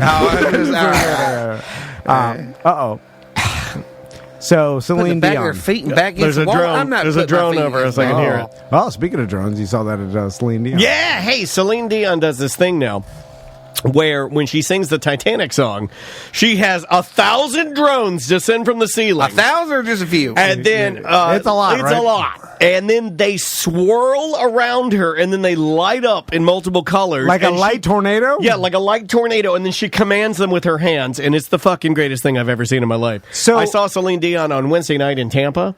Twister, because Andrea's really into Celine Dion. So by the way, this was the show that my wife didn't know about, and then she booked like $1,000 tickets to Vegas because she announced her retirement, and then my wife's like, "We gotta go see. She's a living legend." Then she bought tickets for her mom and sister, plane flights, and once it's all booked, she announced like, "I'll be doing a world tour. I'll be in Tampa." Yeah, because I was like, "Fuck." Yeah, I mean, because she's Canadian. It's been like $5,000. And so she did that thing where she's like on the mic and she's like, they were holding me captive in the desert, but I escaped. Yeah, she's like wacky a little bit, right? Yeah, she's kooky. She does a lot of faces. She's like, Orlando, or Tampa. She's in Tampa. She's like, hello, Tampa. And then she pointed out, there's the front of the house, there's like a group of people in the front row. And she's like, I love it when I come to Florida. It's so great. Look at the footwear. Look at and the cameraman put it on their feet. Put it on their feet. And then the cameraman puts the camera on these poor people that are sitting up front and they have on flip-flops. And she's like, look, it's flip-flops. It's flip-flops. She's like, and tank tops. It's just more laid back here. I know how you are, Florida. I know how you are. And I'm like, you're calling us fucking trash people. She's calling us fucking trash. What the fuck is this goddamn French Canadian talking? She's calling us trash people. You say poor people. Take your cheese-eating fucking ass back up there, you fucking French Quebec piece of shit. She was all about calling us trash people, but she was trying to be nice about it. So she's doing this whole thing. Well, the drones come down. And I'm I talked about this. I told you about this. I want to say like a year ago. I said I want to buy the drone show. I want to do a drone show at a BDM event. So if you're not a BDM, let's explain this too, because was this at the last Super Bowl? Did they have the drone show? Yeah. Was it? I think so. So at the last Super Bowl, was it Lady Gaga? No, that wasn't the last Super Bowl. That was a couple years ago. That was a couple years ago. But that was where the drones. Yeah, that was a couple last years year. ago. It was an indoor because that was in Minnesota. Well, this was indoors. This was in the MLA. You can do it indoor. The MLA Drones arena. make me nervous as fuck. Me too, but these... But they have a way to take a hive of drones and then a computer basically controls them all to make whatever message you want, to make whatever, be part of the show, which is cool. So they started from the ceiling and you see them like descend upon her, but they're not lit, but I could hear them. Like, so if they're like they still make a lot of noise because they got to have a lot of power. Yeah. And they came down and then I could see them start moving in a circle. And I'm like, they're going to surround her. They're going to surround that bitch in fucking drones. And then they lit up, like, glowed blue. They had, like, LED lights on them. They were swirling. And so if she'd make a hand gesture, they'd go over. And then choreographed. It was fucking amazing, dude. And I've seen Elton John. I've seen Diana Ross. I've seen Billy Joel. And now I've seen Celine Dion. And I hate to admit this. And I had to admit it to my wife. Watching Celine Dion sing is like watching the most talented fucking thing I've ever seen. Like, it was better than Elton, better than Billy, and like, I like their music a lot more. You see what I'm saying? Like, what do I like more? That. I like Billy Joel. Billy Joel was my favorite, even over Elton. But you're saying pure talent-wise. Pure talent, and just watching, like, what was the best or most impressive? Celine Dion. Yeah. Like, it was the most impressive performance I've ever seen because... you could see that she can do something that no one else can fucking do. I can go down, to any Irish pub and see some guy that's going to play Piano Man. It's going to be okay. It's not going to be Billy Joel. It's a reasonable facsimile. Yeah, but it's going to be okay. But what she was doing was fucking one-of-a-kind shit. Like, no one else could fucking do it. Was she singing to any, could you tell, any backing track or anything? Or was it pure her own? Nah, she's famous for not using that. Okay. No. I didn't know if, like, maybe she reached an age where, like, and she brought her band, like, she brought one of her band members out to sing. She did that, she did the Beauty and the Beast song. I think originally she did that with Peebo Bryson, was the name of the artist. The fuck you just call me? Beauty and the Beast. Yeah. Yeah, so she did that, and then she with one of her backup singers, and he was fucking amazing. When you watch them, you're like, oh my God, this is like crazy good. Plus, I was super fucking high. I'd gone through I went through the actual security with my hands up with my pen in my pocket, which was fucking stupid. I had to do a 180 because it went off. And then as I did the 180, I had to slip my hand gently in my pocket, pull out my toot pen, and throw it in the trash, which really hurt my heart. Oh, man, just wear your overalls, metal buckles, set it off. And then you fucking pat the buckles. Or you put in your pockets. I'm just saying. Well, you can wear Big Tim's overalls. Don't wear my overalls. I'm like, oh my God. It's like, also, you'd be swimming these fucking things. I don't think the police can even test it nowadays because they've deemed the tests for THC. Don't you have the fucking card?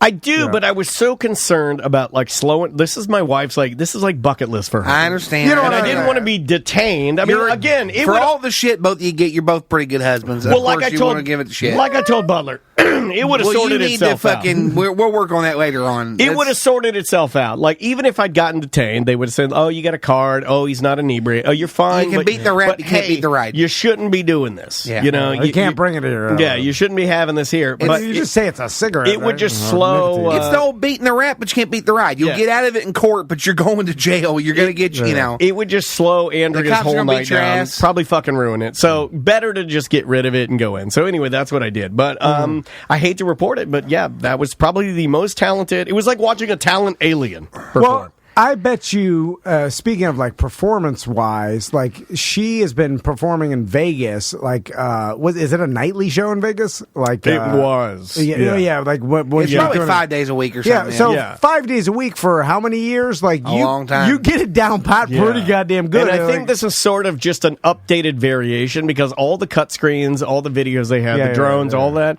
Like it was just one of those shows that when you watch it, you're like, oh man, like anybody that's even a top tier performer would watch that show and be like, oh shit, I gotta step my game up a little bit. You know what I mean? Like she's also super buff now because I think 4 years ago her husband Renee passed away. Yeah. And been working out crazy since. Dude, I think she's funneling all the grief she has into like CrossFit or some shit because she is jacked. I wonder. Her arms are like muscle fitness jacked. I'd still fuck her. Oh, I would too. Even though, Just for like, the TV credit. I know the chat room thinks she looks weird and stuff like that. I find her attractive. I mean, she's not the most attractive person, but I mean, fuck, you get on she ain't TMZ. unattractive. If you dicked her down, you get on TMZ, and that's good TV credit. I wonder how long. dicked her down. Do you think I am a little bust? Yeah, I can feel it. Do you think psychologically, Daddle in his hair over there. it's about the same length of time it takes to get over like stopping doing something that like your career or something you've been doing so many times and like a death, like as far as like an amount of time that God, that's it takes. weird. Andrew asked me the same question. Because you know what got me thinking? Having first-hand experience, because I used to be a real jolly guy, and now it's gotten kind of dark. It takes a while to get over, especially a close relative's death or something like that. No, 100%. I know I've had a lot of my family members die. So Man, I keep that old piece of shit. You never get over Jimmy's it. death benefit money paid for it. Yeah. And no, I know you never really get over it, but I'm talking about like the initial like shock to your system. For instance, like there was that North Carolina Panthers linebacker that just retired out of nowhere. God, what the hell's his name? Someone in the chat room tell me.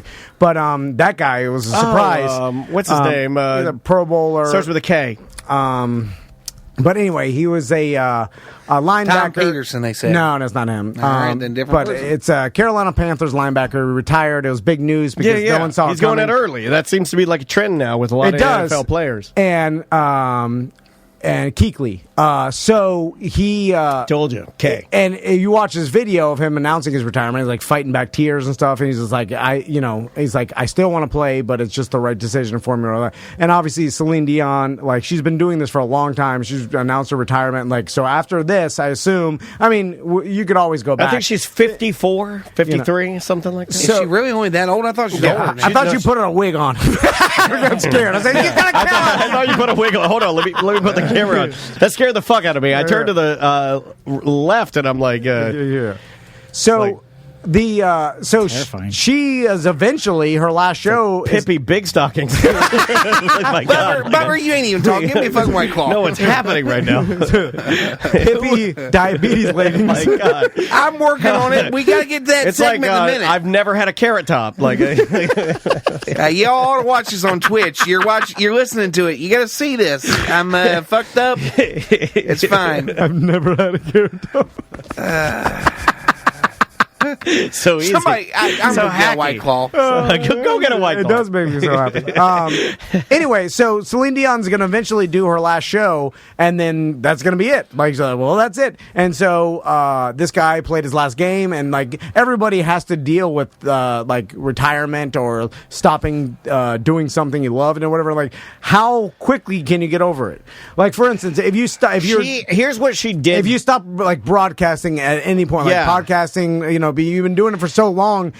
I'm glad. It's a perfect question. 2 months, and you'll be like, fine. You're telling me the perfect question for what you're talking about, whether it's a death or whether it's a performing, or like how long would it take to get back to normal? Is that what you're saying? Yeah, just be over it and not bother you. I don't think for her it will, because like she referenced his death, and then she sang like a really poignant song, and you could kind of tell, kind of like what you and I do when we're having something go on in our personal lives.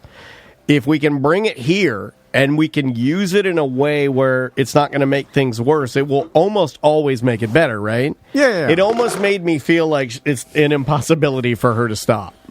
Like performing? Yeah. It kind of felt like that. I'm sure she will draw a line eventually, but you could tell that right now, even though it's been like 4 years since I think her husband passed away, that if she, like, there's no way of stopping now. You know what I mean? Like, she needs to, like, go a couple more years in order to get to a point where she can stop and then, like, do family and then not ever do that again. She announced the end. I mean, there is a finite end to this. Like, her last show has already been announced, right? Like has it? I didn't even know that. Well, when you announce a tour, it's all the stops. No, I know. But the Rolling Stones did their final tour for like 2 years. Yeah, I thought you meant, like, is this her final? I didn't think this was her final.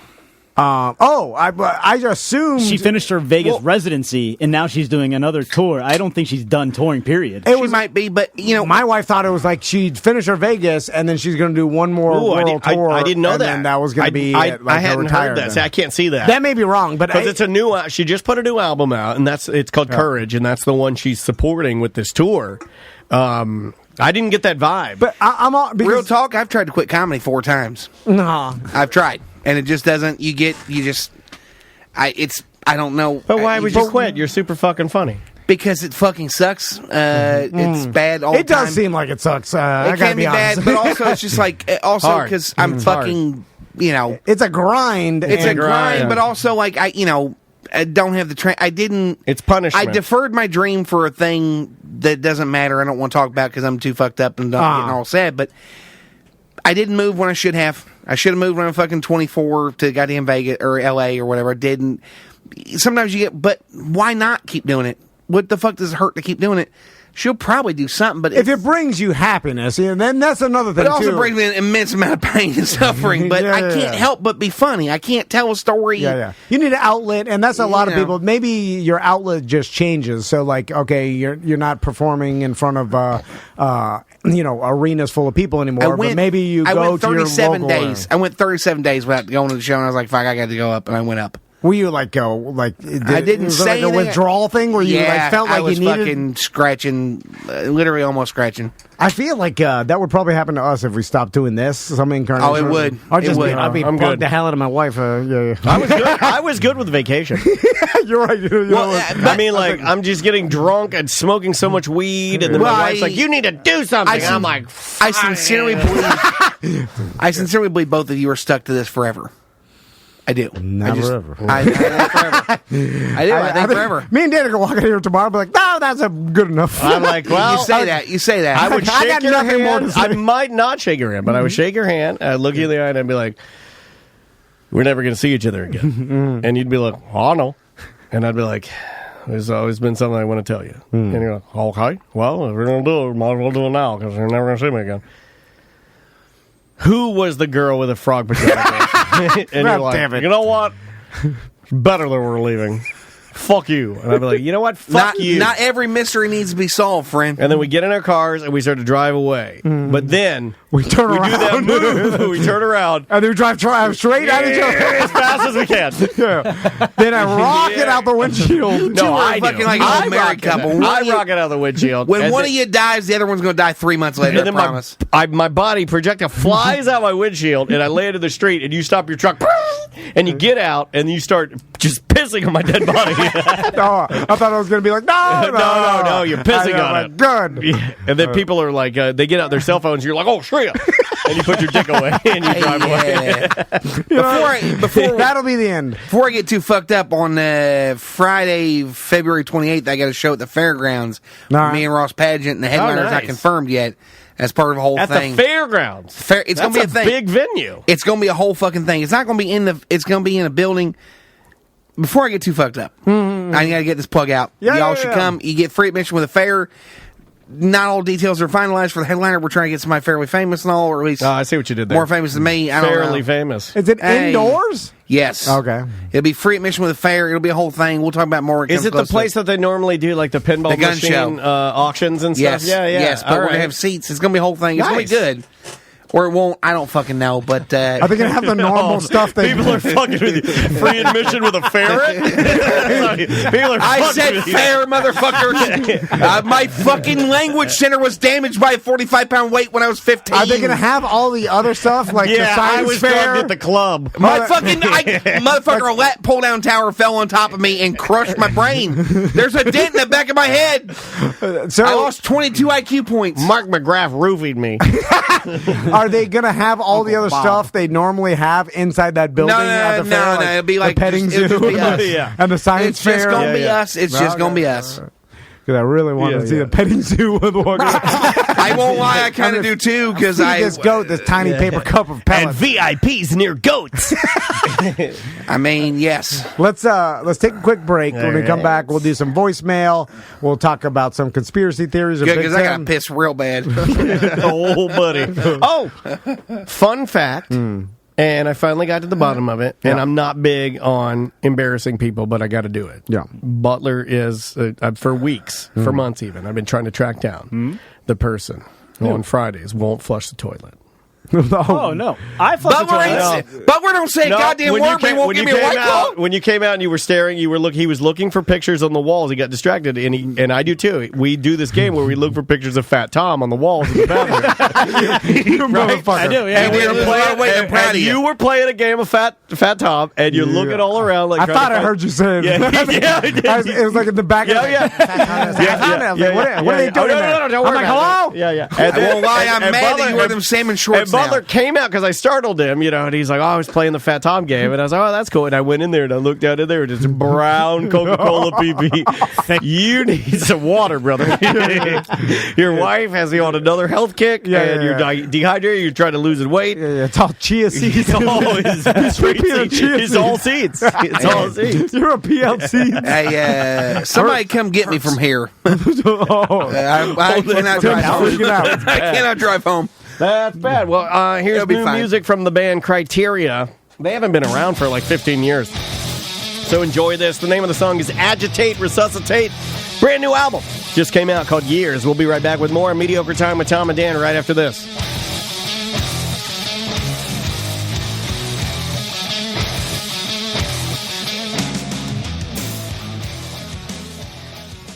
Who goes there?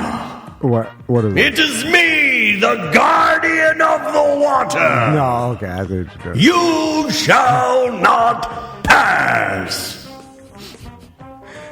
GuardianWaterServices.com. You didn't even want to play? What do you want me to do? You're supposed to pretend to be like a hobbit or something. and try to get across the ravine. I don't want to get back. You just had a whole conversation with Butler in the office about Watchmen, the TV show, but you can't pretend you're a hobbit for me. That's serious. This bullshit. Guardian Water Services dropped off about 10 cases of bottled water. Yes, sir. Of course, they're going to be a sponsor out at the Yellow Brick Road Foot-Off. Yeah, man. And Guardian Water is a client that's been with us for a very long time. And we love them because they supply us with great tasting and great, purposeful water for our homes.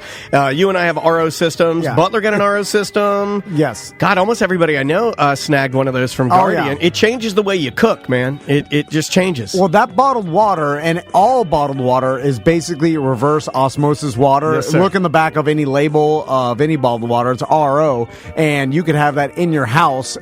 Speaking of bottled water, you don't have to buy bottled water anymore. You don't have to buy filters anymore, any of that. And if you get the full conditioning system by Westinghouse, they use Westinghouse products, who makes great... Westinghouse is a household name. They've been in the business for many, many, many years. And that full conditioning system basically conditions all the water going into your house, so it saves all your pipes from calcification, so you don't have to repipe your house. Believe me, that's $5,000+ easy. So it saves you from doing that. Also, like all the calcium buildup in appliances that you get or that you have to replace, it'll save you that. But just be prepared, man. It's going to make you a bit of a water snob, because even if I go to a restaurant, I can taste it. Like I don't think their filtration's up to speed. Because I'm so spoiled now, because every morning I start my day with a ginormous iced Yeti cup filled with that delicious Guardian water. It's so good. So whether you're going to get the full conditioning system, maybe you got well water, or even the city water, have Guardian come out. They'll test it for you. They'll show you, what the water quality is like currently, and then show you all their products and stuff. And they also do, we wouldn't be doing this golf tournament, really, this foot golf tournament, if it weren't for people like Guardian Water that, have helped us, and they've kind of latched on to the Yellow Brick Road Foundation, and Josh and the Guardian team have done more for that charity than almost anybody I know. Yes, they donate portions of money if you guys buy. Oh, when you buy, they give a percentage every single purchase. Yeah. So, and they're constantly donating wagons and stuff, and they do a great job. And they're a local company, BDM owned. Yep. So if you're looking for a filtration system, that RO system that me and Daniel and Travis change the way have, you cook, man. It's GuardianWaterServices.com.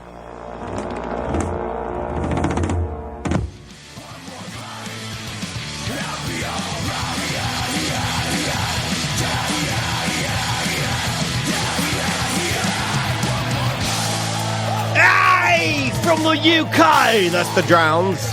You're all right. The name of the song is One More Pint. Welcome back to A Mediocre Time with Tom and Dan. I am Dan. I'm Tom. Real quick, we have a brand new hoodie out on our website, tomandan.com. It's my favorite one we've ever done. Now, before you say, hey, you say that every year. every other year I've lied. This one is actually my favorite because it's super soft, and I love. It's got now we altered it a little bit. But it's the coat of arms that's on our Founders logo. Yeah. Some people have said, well, it's only for Founders. No. That's our official Tom and Dan coat of arms. Yes. So, like, honestly, that's like... Because it says founded in 2009. Yep, 2009. Not Founders. No. I mean, but it is the official coat of arms that was created by Danger Brain. And this hoodie is the softest, best hoodie ever with a white zipper. Yep. It's Bella Canvas brand. So it's insanely soft, and it's perfect for Florida. It's like it's light. It's super light, and it's on the website right now. Yes, sir. So, do you guys want to do some voicemails and end with conspiracy news? Let's do that. Let's do that. I do want to challenge that weight loss thing, though. Oh, okay, let's talk about that. We've been talking about Speaking of weight loss, so it's you've been been a minute since we've dipped our toe into a weight loss challenge, but I say let's do it. If I lose 159 pounds, your wife gets to do a sleepover stay with Seth or whatever. That's what she wanted to do. I don't know. I want to do something. What's in it for me? Wait a minute. There's so nothing you for you. lose 159 pounds, then Crystal fucks Seth. Yeah, what is that? Listen, at least get a video. I will admit, it's not the best plan I've ever had. Yeah. We got to come up with a way to have you on my side, though. Well, maybe if I don't lose 110 pounds, Seth fucks her. I don't know. You. Yeah, I'd rather have you on my wait a side minute. than So it's almost me. like she's dangling over a pit of lava at that point. It's like if you don't do it, then Seth will. She isn't going to do that, right? No. She might not, but I mean, okay. What would she do? What I was thinking, or is she out of the game? She's a mom now, man. Do you think? But, I mean, Seth. No, though, she wants nothing to do with any of this. Well, she's the one that said she's down for whatever. All right, if you lose that, 159 pounds, she didn't even think all this is real. If you lose 159 pounds, I will suck Seth's dick. Will you though? What is that? Because that might happen. What is that? In 2012, I lost 150 pounds, so I could probably pull it off. And are you really? Yeah, well, you're needing 159. That's true. Yeah. And then 9 more pounds might hold me up. If you get to like 8, 158, there's no dick sucking going. Well, I mean, so I went from I was over 500 last year. I got down, and I... Whoa! Sorry, the delay reaction. It's fine. I had to do the math in my head, and I didn't even know it was possible. First of the year, I was 495 or 497. Yeah. God, based on that, I feel like the couch should be sitting on you. And then I'm down now to 472, give or take. Congratulations. Hey, that's awesome. I'm breaking the fuck out by drinking all this goddamn White Claw and all Nah, you'll be all right. Just don't eat today. Yeah. I probably won't. I'll probably have a can of collard greens, some more amphetamines. Will be okay. Do you guys do that? I do that. You do alcohol math. You're just like, I had the 12 beers. Well, I can't eat for the next 3 days. Well, what I do is like anything sugary at all. My wife or kids offer me cookies or whatever. I equate it to like, that's 2 White Claw. Hell no. Yeah, I'd rather have the 2 White Claw. It's math. Because that sugar or that cookie I'm going to eat, and it's going to be delicious for about 30 seconds, and then that's it, and I've gotten fat. The White Claw will help me forget about my problem. Well, I mean, I do mostly fill the hole in my soul from all the death and such I've experienced by eating. You need to. Mm-hmm. You know, it's a big hole there. It's a very big hole. Oh, yeah. So many people I know have died. So, That's Tim, sad. so do you want to lose? Your goal is 159 No, pounds. well, my goal was to get down, so I'd like to be 155. I'd like to. I'd like how like literally. You were going to say how low can you go, but you decided not to because you thought you sounded like a limbo DJ. Realistically, I want to be TV fat. I want to get them at 275. Okay, all right. Which I think might be possible if I stick with it and I work on it and all. What's the lowest weight you've ever been as an adult? As an adult, because you've always been big. I've been boy. big forever. Probably about. I think I got down to 315 as a goddamn actual adult. Okay. When I played football, I weighed 325, but I was a lot more muscle. Yeah, and shit. you're big. And I got down. I like when I was like 18, I was 295 or so. Okay, so like obviously everybody has different body chemistry and everybody's metabolism. I also have a horrifically. Everybody's metabolism. Welcome back to Nutrition by Pierre. All right. Welcome to the show. Everybody's nutritionism is way different. First thing you got to do is eat yourself some vegetables. Vegetables will make you healthy and will give the fiber that you need to make your tummy and your gut bacteria good. and that's coming from Pierre. I don't think pussy makes your gut bacteria any better, but I've eaten a lot of it, and it never helps. So what I'm asking is the reason why you're big, Tim. Seriously. I'm like no one. I'll be real with you. So he's Big Tim Murphy. It's an unhealthy relationship with food. I basically I stress eat, I grief eat. How many calories, like when you're eating bad, like not now because you're in a diet, but like on a normal, when you're on your, like you're climbing Don't do Everest. calories, do meal. No, so here's the thing. So, are you eating way more than you should? yes. Okay. Because I binge eat, man. I get, but like what? I mean, because one time our intern Chungus Pukamungus told us how much he ate. He's getting married. He's getting married. 2 foot-long chili cheese conies and 2 extra large, 2 extra large cherry limeades slushies. Yeah, it was like so, and I was like, God damn, that's a lot of food. And fries. And then Chungus Pukamungus our whole bathroom. I would probably do that, but I'd add maybe $2 chicken sandwiches.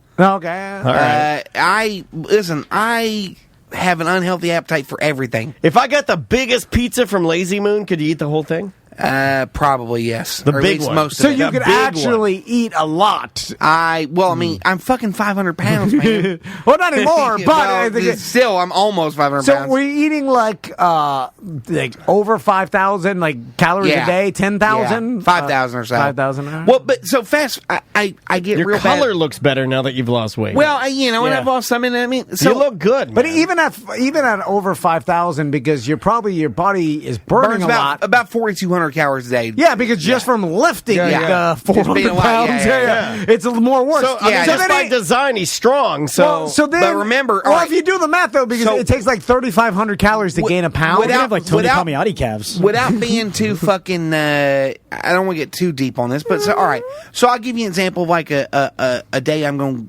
go real hog wild. Okay, I might order $30 worth of Pizza Hut.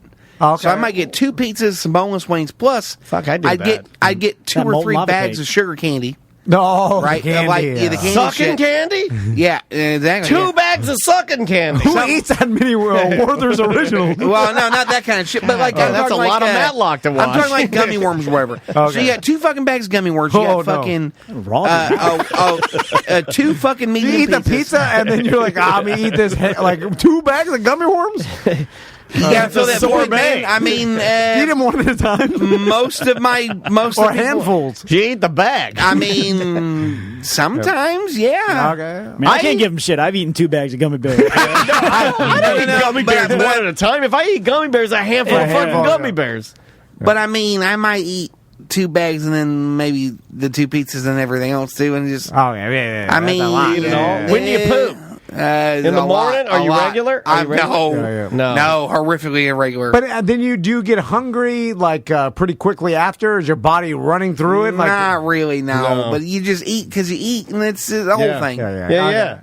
I've eaten 300 goddamn shrimp or lobster before. That can't be good for you. God damn. That can't be good for you. So I don't know. I think it's pretty cool. Shrimp rules. I can't eat them anymore. And that's the problem. So how fast can you lose it though? Because usually big guys can lose it fast. Real fast. I mean, fuck, I've down 21 pounds since I got in first of the year, and it's only fast. Wow, yeah. That's only the 17th, you know? Barely 2 weeks. So, and a lot of water probably and stuff like somewhat. If you start eating more healthy, it's less salt and stuff, but your body will retain an insane amount of water weight. If he drank 5 White Claws and I drank 5 White Claws, and then we gave the same amount of time, and then we both pissed into Homer buckets and then weighed them, oh yeah, who's going to have the most amount of pee?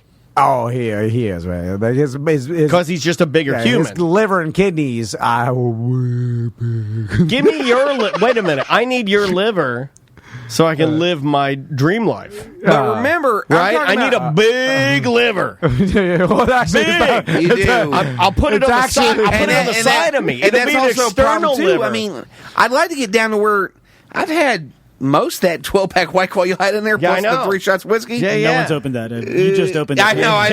Will we open another one? Do you have high cholesterol or anything? Blood Not pressure? particularly. That's the thing. So I've avoided most of the only negative side effect I've had from obesity so far has been the edema in my left leg here. Yeah. But my blood pressure's pretty good. My cholesterol's pretty good.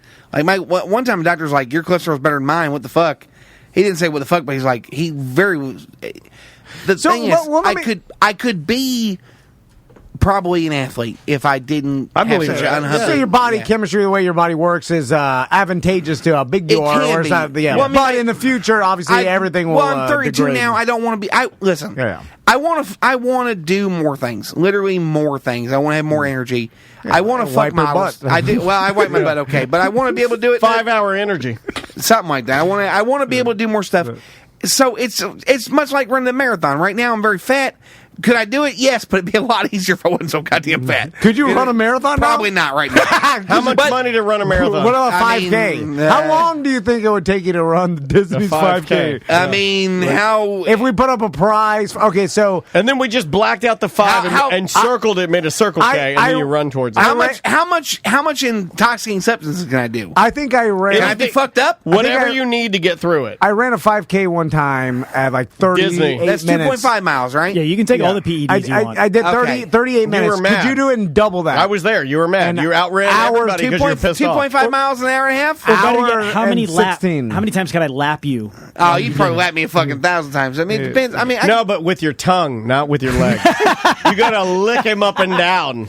So, Tim, till he gets hot. This brings up an interesting... Let me play with your body, baby. You know how, like, everybody in the media and shit thought, like, there's that conversation and the argument. Oh, you're gurgling. I know. Clear your throat, Aquaman. Over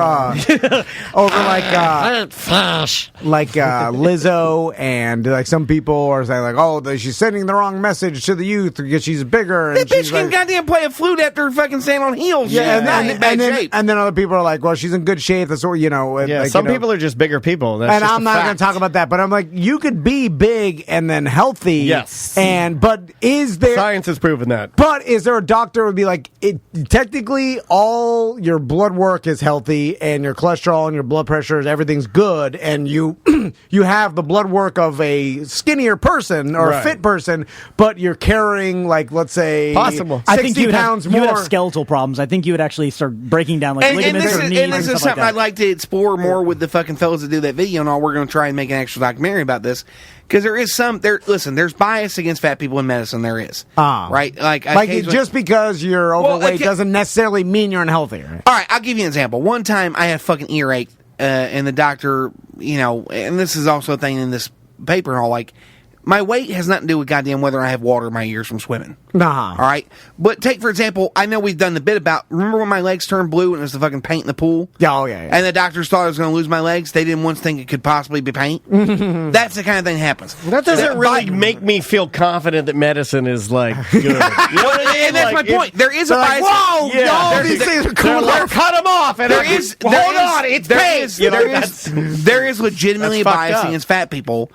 I remember that. You were freaked out. You texted me. Well, yeah, I thought I was goddamn lose my legs. He texted me. He's like, my legs are blue. And I'm like, oh, yeah. And then you told me. I was like, oh. I didn't text you about it because I don't think, friend, acquaintance. It's a thing. We don't text Tom. You don't ever. He hates fat people. But he is. He's fat phobic. It is funny, though. You're the person who told me Epstein died, which is funny as shit. That I woke up and I was like, Tom Van just texted me? What the fuck? Epstein just killed himself. I was like, wait, what? You just talked about it. I was like, oh, shit. I did. He knows what you like. So it's interesting because I wonder if we could find anybody that weighs as much as you that has a better blood test. Remember back in the day we wanted to find the most unhealthy living person, like it might be me. Their life. No, it might be me. Juan claims to be that guy. Juan's a big boy. Juan's a bigger dude, but he's our Twitch manager, twitch.tv/Tom and Dan Live. You can watch all the shows.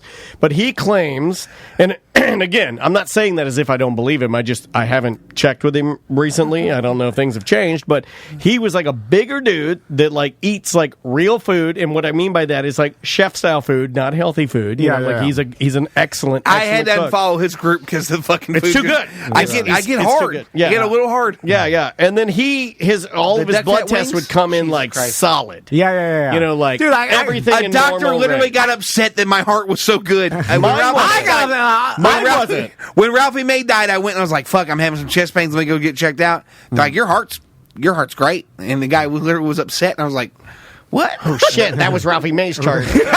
He died. The doctor's like, tells the nurse, he's like, the bigger it is, the better, right? It's like, big. I'm He's got the heart the size of a regulation basketball. I got up to like 215 and I had to get on blood pressure meds because when I hit like 185, your chemistry 189. Come on, man. I'm 5'2". So unfortunately, it fucked up your all your my blood liver results. enzymes, my cholesterol, my blood sugar, everything was fucked up. Now everything's like perfect. Unfortunately, I also have white coat syndrome, so it's where you get nervous around doctors. As a doctor, when I was young, I thought that meant you're racist. No. We know. I have white hood syndrome. When I was a teenager, I do have that a little bit. When I was a teenager, I was on Medicaid and all, and the HRS, the child support, the people come in and they say you're not a fit parent and all, came and it was a whole thing, but they sent me in. You're telling us like we have dealt with that before. Well, I do forget that you both grew up rich, even though you think you didn't. You grew up definitely rich compared to me. Yeah. But comparatively, I'll take. Comparatively, I think my dad. That's how Dad would argue. Oh well, your dad worked for. Your dad had just. Yes, I'll take it. Overextended boat. I didn't go on a boat. His job killed him. He did. Yeah, this is true, and that's the capitalism sucks. That's why hopefully if I lose 200 pounds, I can bring this goddamn thing down. I'm gonna pull down their goddamn ivory towers. You lose weight and then try to take down capitalism. No, if I have the energy, friend, I can destroy I hope this that system. somewhere there's a guy going, God damn it, he's trying to lose weight again. There might be. I'm wearing black shoes, but I had brown shoes on last night. I swear to God, my shoes got You switched still by have the his face. brown shoes. The fucking Fed switched my goddamn shoes. Brown his shoes. This is the declaration of war. Well, they fucking switched my shoes. We'll come up with something. I'll figure out the challenge. I want you to keep losing it because you look great, dude. You really do, man. Yeah, but I want to get down. So in 2012, I lost 150. Well, let's do it. 150 something pounds. Well, I'm working on. No, because he's trying. I'm trying. I know Butler's trying. Sam's got a not a Peloton, but she has a Sunny bike. She's been right. Don't go to the Red Lobster, bro. Yeah, we are. I only go to Red Lobster. I think everybody will feel a little bit better. I mean, it's up to you. We do love whatever you. you want. I want you to get fatter. I know y'all want me around, and I have been slowly committing suicide with chicken nuggets as a 9mm. It's been a thing. I know. Chicken nuggets are good, though. I'm very sad. Everything's sad. Don't talk about it. I know. But everything reminds me of bad memories. Like I'm probably never going to see the kid again. Like that whole thing. Like everything's bad. That'll make you sad. So then you're just like, fuck it. Eating makes me happy. Vicious cycle. Eating makes me feel something. It's a vicious cycle. I also have a very unhealthy relationship with food that I use as a reward and a punishment. So it's like, so something goes good, you eat. If something goes bad, you eat to make up for it. It's bad. It's a bad thing. I do that with alcohol. Is there could you get Boy, this is a depressing Tim is only funny if I'm fat. Get the fuck out of here. Could you get a gastric bypass? That's a troll. I mean, I probably could. Yeah. I mean, fucking my 600-pound life said I wasn't fat enough. Which hurt my goddamn heart so bad. I even told him 500. It's called 600 pound I know, but I was 520. I even told him, I was like, denied from that show, remember? I was, I even told him, I was like, look, a podcast radio show will pay for it. And they're like, no. You should get a gastric overpass. I don't even know what that is, but you should get make it big. Yeah, big. And honestly, I want veins the size of like fucking PVC pipe. Yeah. Then you're never gonna heart attack. You can be just run a big one for my heart, about the size of that tube that my dad would use to clean the fish tank. I want that right there, and then just put all my veins into it like a big, just like a big. Not to be too morbid, I thought somebody would have killed me by now, so I really didn't think. Why? Why would they kill you? Statute of limitations not up. If I'm not free to go, please contact my attorney, Joseph Hutch. I don't know what that means. You went crazy there. Tim, let's get into some conspiracy theories because I feel like it's the perfect time. Yeah. And the first one we mentioned a little bit before the show. See, I hate to move my shoes. No. They switched my shoes out. They did. Tim, if you get too crazy in the conspiracies, then people think you're nutty. I see it. They're like, you get too overexcited. Just gotta dabble. And you start you're just spewing a bunch of craziness, and everybody's like, calm down. So let's talk about Jeffrey Epstein. I saw something that just came out that they showed his jail cell, and there was something about his eye color and how that shows that it may be murder instead of suicide, obviously. So let's take something let's all establish something real quick. One way or another, even if Jeffrey Epstein did commit suicide, the fact that he was allowed to die is a fucking conspiracy. Okay, yeah. He's the number one fucking, the most famous pedophile on earth, okay? I'm going to give y'all an example right now. Tom, who are you going to hire to guard a pizza? Me after eating 300 milligrams of edible, or Butler? The number one pedophile. Okay. I always hire number one. My point is, like, the fact that they didn't keep him alive is a conspiracy. Okay, William Barr, the current Attorney General, got a goddamn... his daddy gave Epstein his first job. Even if he committed suicide, he was allowed to die. The crime scene photos on this shit, he's got so many sheets. His fucking epilepsy are busted. It's a goddamn... Is it the equivalent to, like, in, those movies where there's someone that's in, like, the jail cell underneath the castle, and then the person, like, maybe the queen or the princess or a baby book? Well, they know the person's going to be put to death, so they go down there and then they give them some sort of poison to drink, so they kill themselves before they're put to death. Well, he they didn't get Socrates fucking hemlock. No, here's the thing. Epstein, they were like, this guy's going to kill yourself before he murder you type of thing? Well, I don't think he killed himself. I don't. Okay. And I know that, and that's tough, but the reason why is because he thought he was going to get bail. Because he probably was going to get bail. He was so... His attorney, they would have given him, like, he's so rich and he's like, you would think he's a flight risk, I can't see them doing that. I don't know if you realize this, but the whole justice system is corrupt as fuck. No, okay. It has been. That's why he's not a convicted pedophile. He was sending his people out to a high school to get people to jerk him off. Now, Tim, this is the problem that I have with, like, extreme conspiracy theories and, like, let's say a lot of religion, because anytime you start, bringing up any sort of counter arguments or logic or whatever, then religion-wise, they go, we got to have faith, it's like, because then there's no argument against that. You eventually do reach a wall that then has to have a different buffer to kind of orchestrate. And then when the conspiracy theory realm, when I'm like, well, I don't think they'd ever even let him have bail, and then you're like, well, the judges and the justice system are in on it too. Right. So then there's like, okay, well, if everybody's in on it, then anything is possible, right? Well, it's hard to... now, I do agree that the whole fucking thing, and everybody probably agrees that here's something to remember. Something crazy. It doesn't take near as much for conspiracy as you think. Okay? Remember, and sometimes the conspiracy... All right, you guys are my friends, right? Yeah. So if something came up, and if you could bend something just a little bit with a little bit of plausible deniability, you probably would, right? So remember, most of the wealthy elite go to the same schools. They go to the same shit. They're all each other's friends. You're going to look out for your friends. It's a tight-knit group. We have an aristocrat. We don't really admit it in this country, but we do have a caste system. And fuck, I'm feeling that whiskey now. But we do have a caste system. We don't admit it, right? But just like Liz Warren, the fact she was a tenured professor at Harvard automatically disqualifies her for me. But point is with the Epstein thing, right? Epstein was super well connected and was probably an intelligence asset in the thing being that some of them pedophiles seek power, right? Because pedophilia requires power to actually get to do it. And if one of your fucking things you want to do is be a pedophile, you're going to seek power to do it, right? The Epstein thing with all the jail shit in it. Can you write that down? I feel like you don't write that down. Well, you don't necessarily write that down. I don't think of our bucket list. You write number 1, be the best pedophile. Well, no, it's just all right.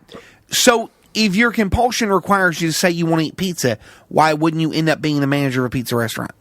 Yeah, I see. I get it. I get it. You're around the thing. I also get uncomfortable when we talk about this. It freaks me out. Also, let's not forget, almost everything we do is to fuck. Almost everything people do, everyone wants to get laid.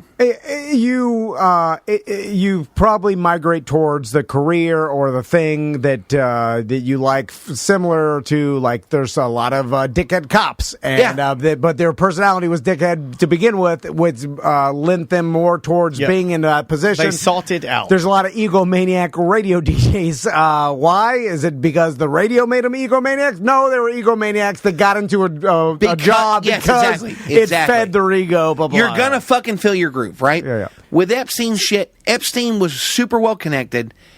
He also was fucking... So he had a legal assistant who was like a 19-year-old girl that was coming in with his attorneys. So he was fucking before he got that whole suicide thing. I mean, the guy that was in jail? Yeah, so they had a legal assistant. He was spending 10 hours a day with a legal assistant who was a 19-year-old girl. inside, like unsupervised jail cell? Yes, because attorney-client privilege. You can't monitor people's attorney. You can't monitor that.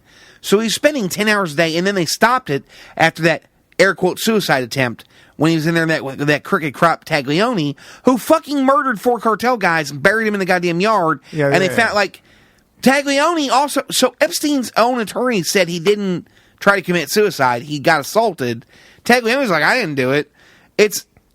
Now, let me ask you this, Tim. He's goddamn connected to the royal family and everything. Like, why wouldn't he? So, what if, like, I know that news story came out or whatever, and I'm virtually certain the majority of people now probably think that this guy didn't commit suicide or something fishy about it. So, what if there's, like, an overwhelming amount of evidence and we found out that he was murdered? What would society do? Like, not a goddamn thing, and that's the fucking secret of it. Not a goddamn thing. Well, what can you do? Well, would they find out who did it, and then would they start, like, would the press start being like, well, like, it starts with the warden. The warden's the CEO. Find out more, but life goes on, and they're betting on life goes on, right? So now, I'm going to give you. Let's pause for just so. Jack Ruby, the guy that killed Oswald, right? The last person that saw him before he went air quote crazy was a guy named Dr. David Jolly West. Right? Who David Jolly? I know. I brought this up to him last night. I know. Don't get a time. So David Jolly West, we made it in a document. Part of that book I listened to recently called Chaos. Right? So he told the CIA in a document that didn't get redacted the way it should have your belly that he was able to implant a memory into someone's brain without them realizing he implanted the memory. So then Jack Ruby started saying that he killed JFK so that Jews in America. So that the government would know that Jews in America had the president's back or whatever. Basically, he's the only person that saw Jack Ruby alive, and then Jack Ruby went insane right beforehand, right?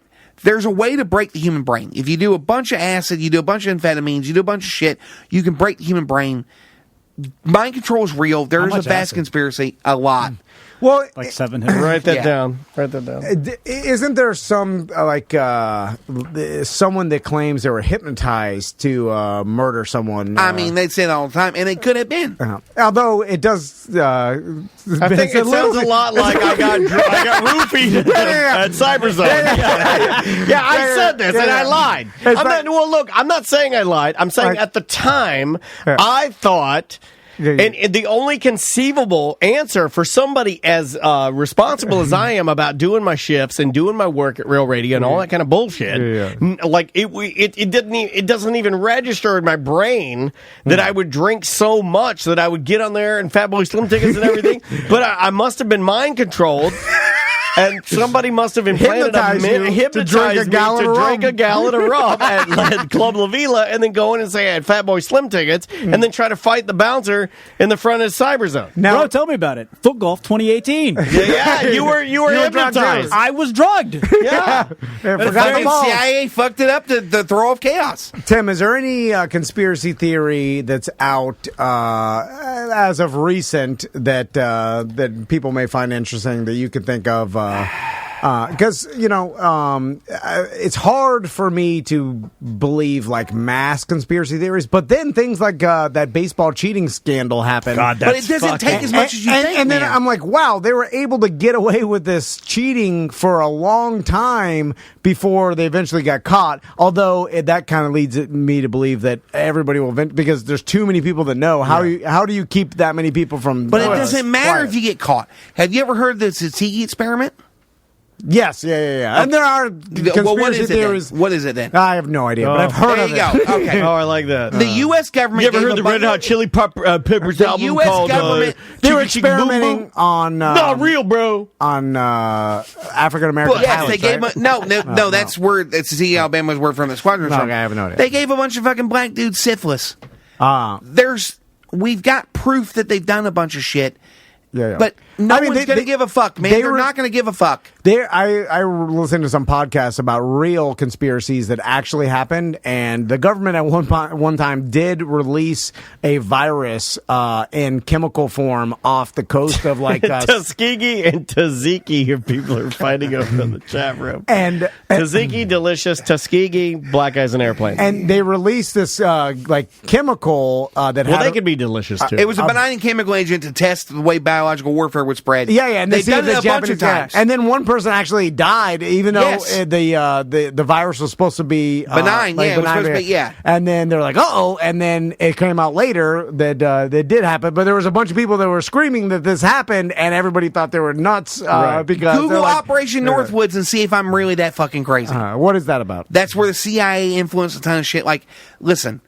There is fucking vast conspiracies. I'm too fucked up to do this. It's going to get us fucking... I like it. You know what? I like drunk conspiracy theories. It's funnier.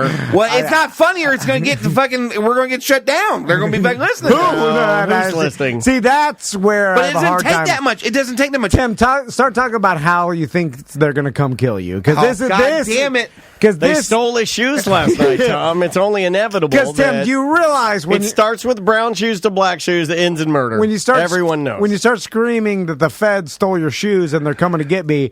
Wait a minute, your wife said that someone stole her Steve Madden. I think she's crazy too. I wasn't screaming. I was just saying I went to bed in brown shoes. Where the brown shoes were, black shoes were there. The black shoes are blown the fuck out. I just bought Skechers last week. I overdirected my China mechanic. Which ones? Shape Ups? No, I didn't buy Shape Ups. I'm not a fucking idiot. Those things don't work. I bought Joe Montana endorsed them. How dare you? And they didn't work. America's quarterback. But I woke up and there were black shoes instead of the brown shoes there, and I have no fucking clue where the brown shoes weren't. Oh. That was probably just me and a fugue state being up too long. I don't really want to talk about the federal government thing. Killing me is that I would eventually like to organize some people in the doomsday cult thing, blah, blah, blah, whatever, bring down the bosses and all that, and then they're going to probably give me cancer like they gave fucking Chavez. Okay, so we're going to need an Uber. I'm just throwing it out there. We are. I'm just throwing that out there. I know. So, listen, Travis got my truck running again, but I cannot drive that truck home right now. Again, when the guy sent by the feds to go assassinate you, he's sitting in his car doing recon. Well, I see him. He's out there. He's like, we'll let nature take its course. They might. We're not going to waste some sweet cancer BBs on this guy. They might. They got a gun that does it. It shoots you with a pellet and gives you cancer. We're not going to waste the sweet cancer BBs. Let's play a couple voicemails and get the hell out of here. All right. Tell people. Oh man. Tell people. Hours. Yeah. Tell people how we leave voicemails while I dig these up.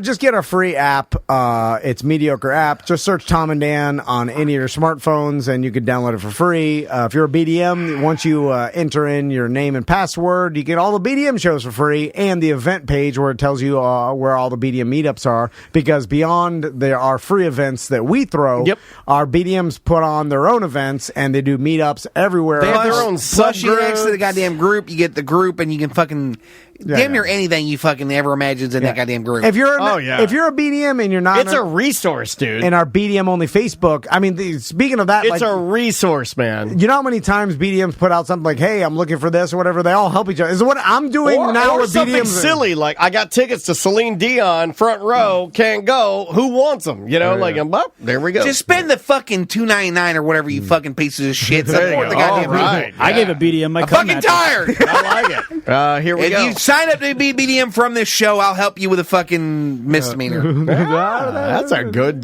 choice.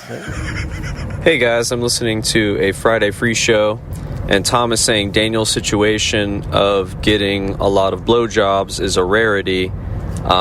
This may be an age thing, I don't know, because I'm in like my mid-20s, and pretty much every girl I've ever been with, or like any girl any of my friends have been with, just like all give blowjobs. Like that's just like a thing.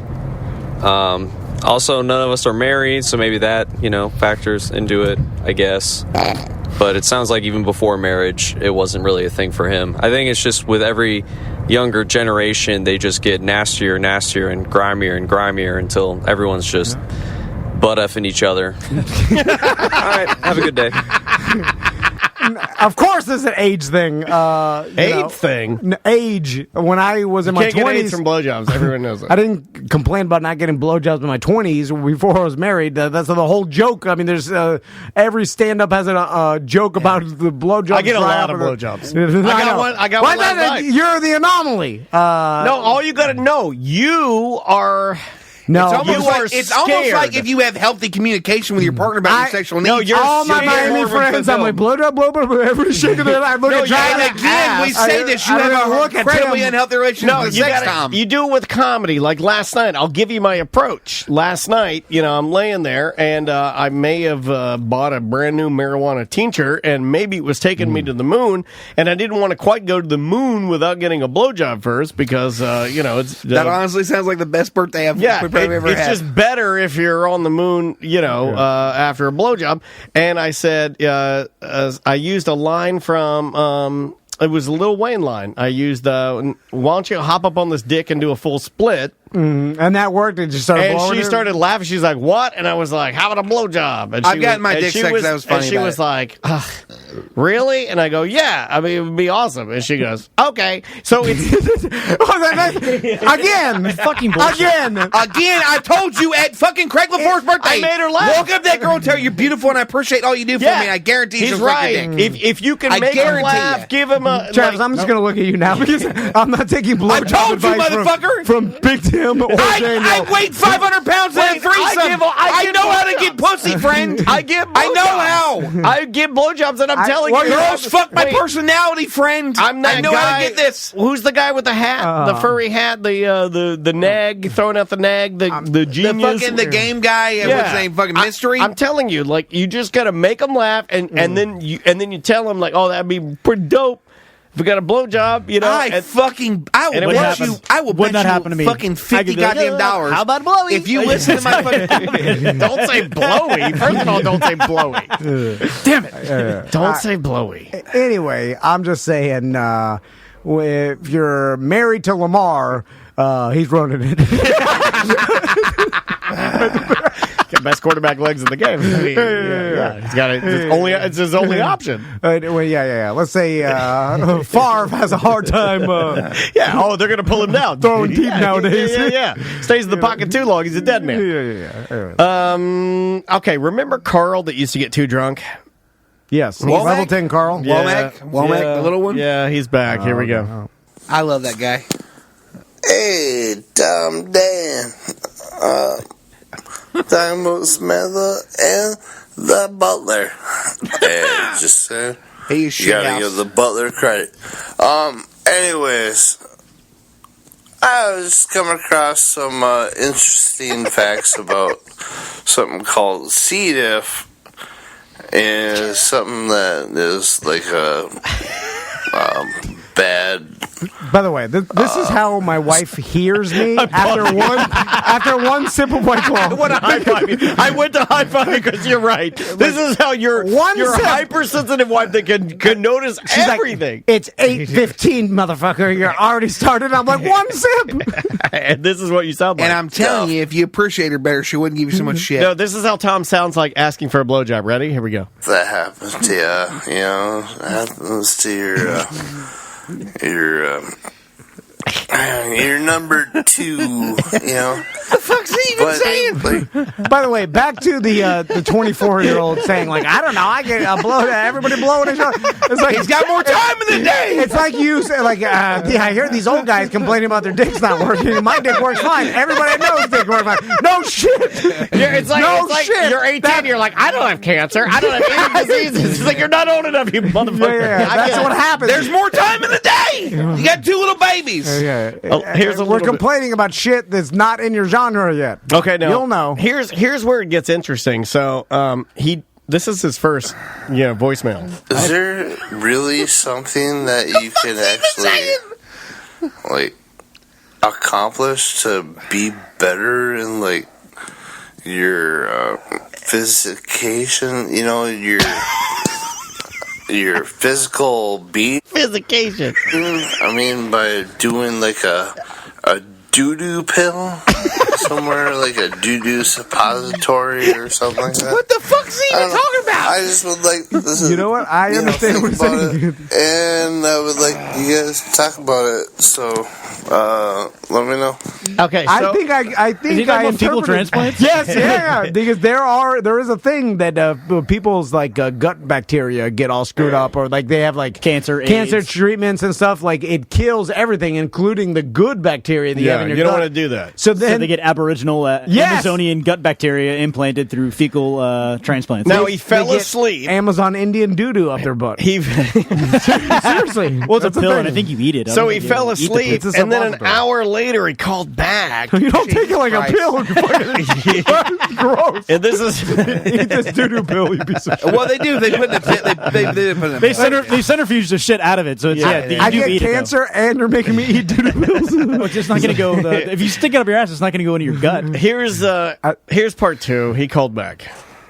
Somebody give me a White Claw. Hey guys, I don't know. Okay, it's real bad. I knew you'd like this. Okay, so in case you're just joining us, he fell asleep. Because I looked at the time codes, because I can see when things come in. God damn it, man. So he fell asleep for like an hour, and then woke up and must have been like, I need a drink. And then he had another drink, and this is what you get. Hey guys, I don't know. The fuck's he even saying? They're all good about being healthy and stuff. I was just wondering what you guys thought about rice. Did he say rice or race?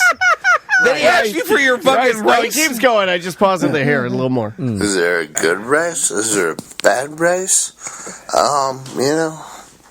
This should be for a gentleman's guide. I think that Kramer would not tolerate this. Jasmine rice. That's what I had bought. It was good. Yeah. Just wondering. What the fuck's he talking about? Does it smell like doo-doo foot, or is it good for you? I don't know. There's a lot of good things that smell like bad for you, but they're good for you. Is there a certain thing? I don't know. I would like Stephen Kramer to answer this. Oh, I'm going to save this for Stephen. Carl, Okay. Carl, what's happening in your house? Like, where's your wife or girlfriend? No. Is anybody your kids? You got anything to do? Like, what's happening? Like a celebration scenario. Let's not listen. Some people are lonely. Let's not fucking. Well, hopefully they're not dead like that celebration man where he's just living amongst the dead for like weeks. That's weird. The guy that killed his family in celebration. I mean, he was living for weeks with their bodies. The whole family and the dog, right? And the dog. I almost guarantee that was an economic thing. He probably lost his job and he was embarrassed about it. It always is. It almost always is. I'm virtually certain it's always mental illness and money. We can almost end almost all gun violence in this country by doing a year's basic income. No sane person kills everybody because they're lost some money. That's a totally insane but again, act. Said the compulsive gambler. Well, to answer drunk Carl's question, cauliflower rice is the shittiest of all rice. Wow. You know what I say is terrible. Listen, my wife's buying that shit. It stinks. If you put some hot sauce and mix some meat in there, can't do it. What's worse than that is the black rice, the like wild grain. Oh, I like that. No, the one that's like, it's a little too al dente sometimes. It's hard. The grain is long. Yeah. But I'm not talking about wild rice. I'm talking about it is jet black rice. I told my nanny when my wife got it, he's like, this is a healthy. Myth. Wild rice is supposedly like Uncle Ben's wild rice, not wild rice. Wild rice that my wife makes is that long grain. It's huge. Yeah. And I like it, but I like the taste. Juan doesn't like your wild rice, but it's fucking terrible. There's hard jet black rice that's gross. What, you goddamn Vietnamese fucking peasants? I don't know. Eat so much rice for. My wife's like, this is healthy. That sounded very racist. I apologize. Eat rice every day. All right, let's get the hell out. Last one. Here. Hey gang, it's Zach from Ohio. A few years ago, I woke up one morning before work and I brushed my teeth like normal, and I looked in the mirror when I went to brush my tongue, and I saw that my tongue was completely black. And I flipped the fuck out, and I searched online like a black tongue organ failure, and I found that it's just a symptom of Pepto-Bismol before bed if you have not cleaned out your mouth well enough. It makes your mouth turn black. Black turds too. By the way, I think Pepto-Bismol tastes delicious. You're a fucking weirdo, Zach. But I love it. I don't mind it either. So it'll turn your tongue black? Yeah. If you like a giraffe. Like a bird. Why? Also, internal bleeding will turn your shit black. Yeah, but like Pepto-Bismol, you're taking it because you have gut problems, and then you go shit, and your shit will come out jet black, and you'll be like, I'm dying. No, yeah. The same thing with eating beets or red wine. Beets is terrifying. You poop. You look down and... that fat uncle of mine that died in the woods, he one time he drank too much red Kool-Aid, and he did mushrooms and tripped. He thought he was puking blood, and his whole thing. My grandma on her deathbed, we explained that it was mushrooms that did it. Based on gut bacteria and how and being healthy, and Butler might be able to answer this, I believe that your poop is supposed to sink. Yes, if it floats, then it's a gallstone. Yeah, but too much fat in it. I like a good fluffy shit that floats on the top that looks like that's got some air in it. I like it. It's fluffier. It's like whipped cream. They're whipped up good. Yeah. Sometimes my shits look like they have hair on it. That's what? You're pooping a hairy log. How the fuck does that happen? Shits look like they have What the fuck are you eating, Butler? Like a mossy shit. What? Yeah, I don't know. That's not good, man. I'm eating We'll hair. find out. My wife makes me eat hair. She's fucking with me. That hair pie. Let's be real. All right, we're getting out of here. Tim's too drunk. Hair pie over here. I'm not too drunk. I'm only drunk enough. Hair pie. I miss Samantha. I know. She would have kept us together. I thought she was going to be here. We'd be done with the show already if Samantha's here. I miss her so bad. Yeah. Come back, Samantha. Come back. I got a hair pie. I got this crazy drunk guy. I've got a hair pie and the crazy drunk guy. He thinks the FBI stole his shoes. I don't think that yet. I'm done with it. Not yet. It's hot in here. Well, Butler turned up the AC. Samantha usually keeps it cool. God damn this sucks. It was too cold earlier. It was too cold earlier. Come to my fucking thing at the fairgrounds on the 28th of February. The name of the show is Hair Pie and Brown Shoes. There it is. I missed them shoes. I just paid $75 for them. I don't have no money. All right, Butler. What do we got going on in some watering holes here? All right, today actually at Ivanhoe Park Brewer we got the Bet Noir. Sorry, I had to correct that. It's a collaboration between we got Deviant Wolf, Ivanhoe Park, and also Rock Pit Brewing Company. So that's a sponsor of Sam's show as well. Cool. So they got an awesome beer brewing over there. Tonight also you have a Brew Tap House Legacy. He's a phenomenal band. It's kind of a little funk hip hop to it. Has an acoustic feel to it. That's at 9 p.m. tonight. And then tomorrow, we got foot golf. Everyone could show up at the Celery City, 12:30. Get some free. We have some drinks out there. We got the silent auction. Come for the after party and hang out. Correct. Yeah. Tons of things in the auction, and again, if you guys want to become BDMs, we're going to send out the invite to the next party real soon. Yep. So there's you can actually pick your price. So because of the BDM Love Meter, you can get in at $195 and give them $9.95, you piece of shit. And you can get in at $10.95. Yeah, like whatever you feel, is good. And for those of you that go heavier, we appreciate it. For those of you that don't, we appreciate that too. Look, as long as you're participating, as long as you're listening, as long as you're part of the community and helping us keep this thing going, we appreciate you and love you. So, 100%. So guys, for those of us all playing foot golf, we'll see you tomorrow. Anything else? We'll see you at Hullabaloo next week. Yep. And we'll see you on the shows next week. And come to the fucking fairgrounds, please, on the 28th. If they don't go well, it's going to be real bad. Yeah. I need y'all to come to that. Save Big Tim. Yeah. Save Big Tim. Hashtag Save Big Tim. And Big Tim. Guys, we'll see you next week. Oh, wait a minute. I can't publish that. It's mediocre. And now it's time for the Tom and Dan end of the show footnotes. Today you heard music from Band-Aid Brigade. It's kind of like new yacht rock. We started off the show with their song Travel Light off of their brand new I'm Separate album. Ambitious songwriting, polished arrangements, and a fun throwback sound, they're a beautifully refreshing sound in punk rock. Next up was some classic punk angst in the form of Anti-Flag and their brand new record. From the crisp and shiny 2020 Vision album, you heard the song You Make Me Sick. 12 albums, 25 years, and they're still just as relevant to political punk rock as ever. Well done, guys. Then you heard new music from the seasoned and not recently heard from band Criteria. Now, this album is aptly entitled Years because it's been next to 15 years since these cats have produced an album, and this one does not disappoint. You heard the opening track, Agitate, Resuscitate, and you guessed it, this is my pick of the week. We went punk heavy this week and closed out the show with new music from The Drowns. From their brand new Under Tension album, you heard the wonderful song to ease you into the weekend, One More Pint. And on that note, I hope you guys have a wonderful weekend, and we'll see you next week.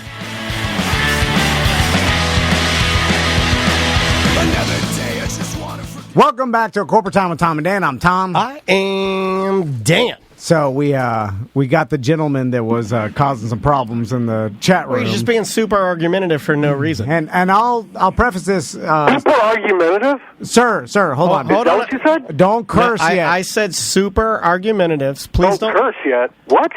Well, you're on the show, and I don't. You guys invited me to come on. You wanted me to call? I called. You gonna tell me how to talk? Yes, because we're doing this show and it plays on the radio. I don't want you to have Daniel do extra work. I don't want to have to. Shit. Nah. You don't want people to do work? Oh, okay. Well, sir, I want to ask you. Sir. You know what? First of all, why don't you tell me what your take was on the argument?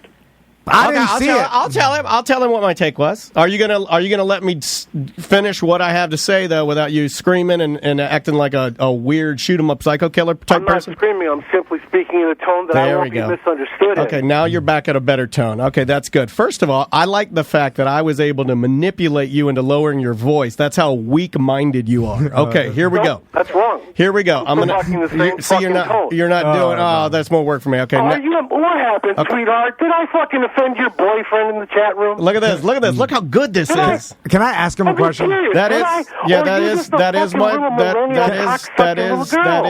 is my boyfriend. You can't handle man talk? You can't handle real world talk? Who are you then? Man that's talk. Right. You're a fucking cut-rate, Twitch show-loving piece of shit. Tell me. Okay, get it all. Hold on. Get it all out. Now we can. Get it all out. Hold on. Hold on. Leave him. Fucking argument. Tell me. What was your take? Come on. Can I ask you a question? I was trying to tell him my take on the argument. But he don't want to hear it. I want to hear a take. I want to ask you. Two of you fucking talking. Juan nicely. I'm just going to pot him down now. So now he has to listen to me. Juan nicely asked for you because you were talking about. I guess this guy was a GM of a restaurant. And he was trying to expound upon the fact that he thought being a GM of a restaurant is different than any other type of restaurant job, and they were discussing it in the Twitch chat room, which is fine. And Juan said, he kind of gave a very condensed version of his credentials and what, restaurant jobs that he'd worked. Front of the house and back of the house. Right. And then the guy asked, have you ever been a GM? But he asked it in a really aggressive and really crappy way. Condescending. Very condescending, very passive aggressive. And Juan said, no, I wasn't a GM, but you can scroll up and you can read my credentials. I have them posted up there.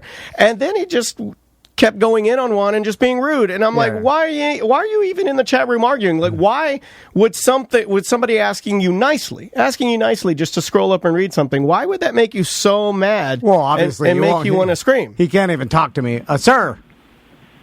I'm here. Okay, I've been here. I want to ask you just. Didn't you hear the other guy? A simple he told you question. That he put me on mute so that you could talk. Yeah, I know. I'm trying. Which means you didn't understand anything I was saying. Why are you being so mean to Tom? Can I ask you a question? Because this is what I'm fascinated about. Which is it? Okay, first of all, whoever said ask me a question, go. All right. How did you find our show to listen to? Because what I'm fascinated about is that people actually will consume something that makes them so angry or that they dislike. And in a world... You think this is anger?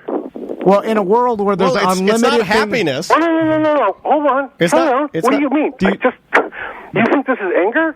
Yeah. Well, it's not happiness. Like I just said. It's irritation. Both of your moms single fucking parents and you were both just only children? What? Serious. Okay, what does that mean? Explain that. Like, can I ask you? No, first of all, you came to the rescue of your fucking girlfriend in the chat room, which, by the way, if you'd have realized, he never said that he was a fucking GM for a reason. Why are you so... You said scroll up and look at his credentials. Did it ever fucking occur to you, too, that I came in after he fucking typed that? He's like a margarita. But you didn't. You're lying now. I saw when you came on. You're a liar. You're a liar. You're a liar. No, he's a liar. He's lying. I get it. How do I find you? Why is he like watching always, this? I'm looking around for something decent. You guys are actually in what? Chat, right? In what? Chat. No, we're in real life IRL category. So you're wrong again. Right. No, it's not. You're in chat. No, I'm not in chat. Did you just scroll around Twitch finding shows to watch? Hey, what do fucking people do on Twitch, you fucking tard? Can you say can you say any word other than really? He just really. This is quite possibly the dumbest person that I've ever encountered of doing radio for 25 years. Seriously, this is the dumbest human being, and he doesn't understand that I can control his narrative. I can make him sound anything he wants. He's like, "Oh, this is anger. This is anger." What is the dumbest human being I've ever met? I'll show you anger. It's just fascinating to me that people like scroll around Twitch, then go on a show, get that upset about what's going on, and then no, that's your interpretation of upset. You don't know anger. Now he's a super villain. Now he's a super villain. You're not gonna like me when I'm angry. So I don't know. What's your happiness? I get it. I mean, I know how it is for you. Daddy stuck it in your fucking ass one too many times. Mom never did anything about it, and your older brother was looking at you like, if Dad can get away with it, I know I can. That's got a little real. It's a crazy. And some serious projection here. Man. How bipolar are you? But you know what? Uncle Bob. You faggots in the chat room. Okay, there he is. Showing his true colors. Yeah. Well, Juan, go ahead and do us a favor. Well, we can't even use this for ACT, but that's just for Twitch. No, I can. No. I can use it for some of our other day parts. It's not even entertaining. Ass weekend when I get home. Really? Seriously? You got fucking dumb? Then you couldn't even figure out what the argument was about. You didn't even answer on that. I asked you that question. What was your take on the argument?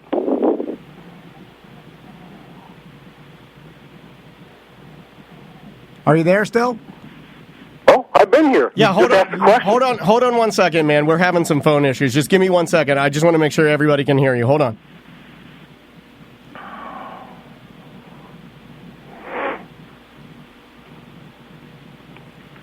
Are you there? Can you hear us?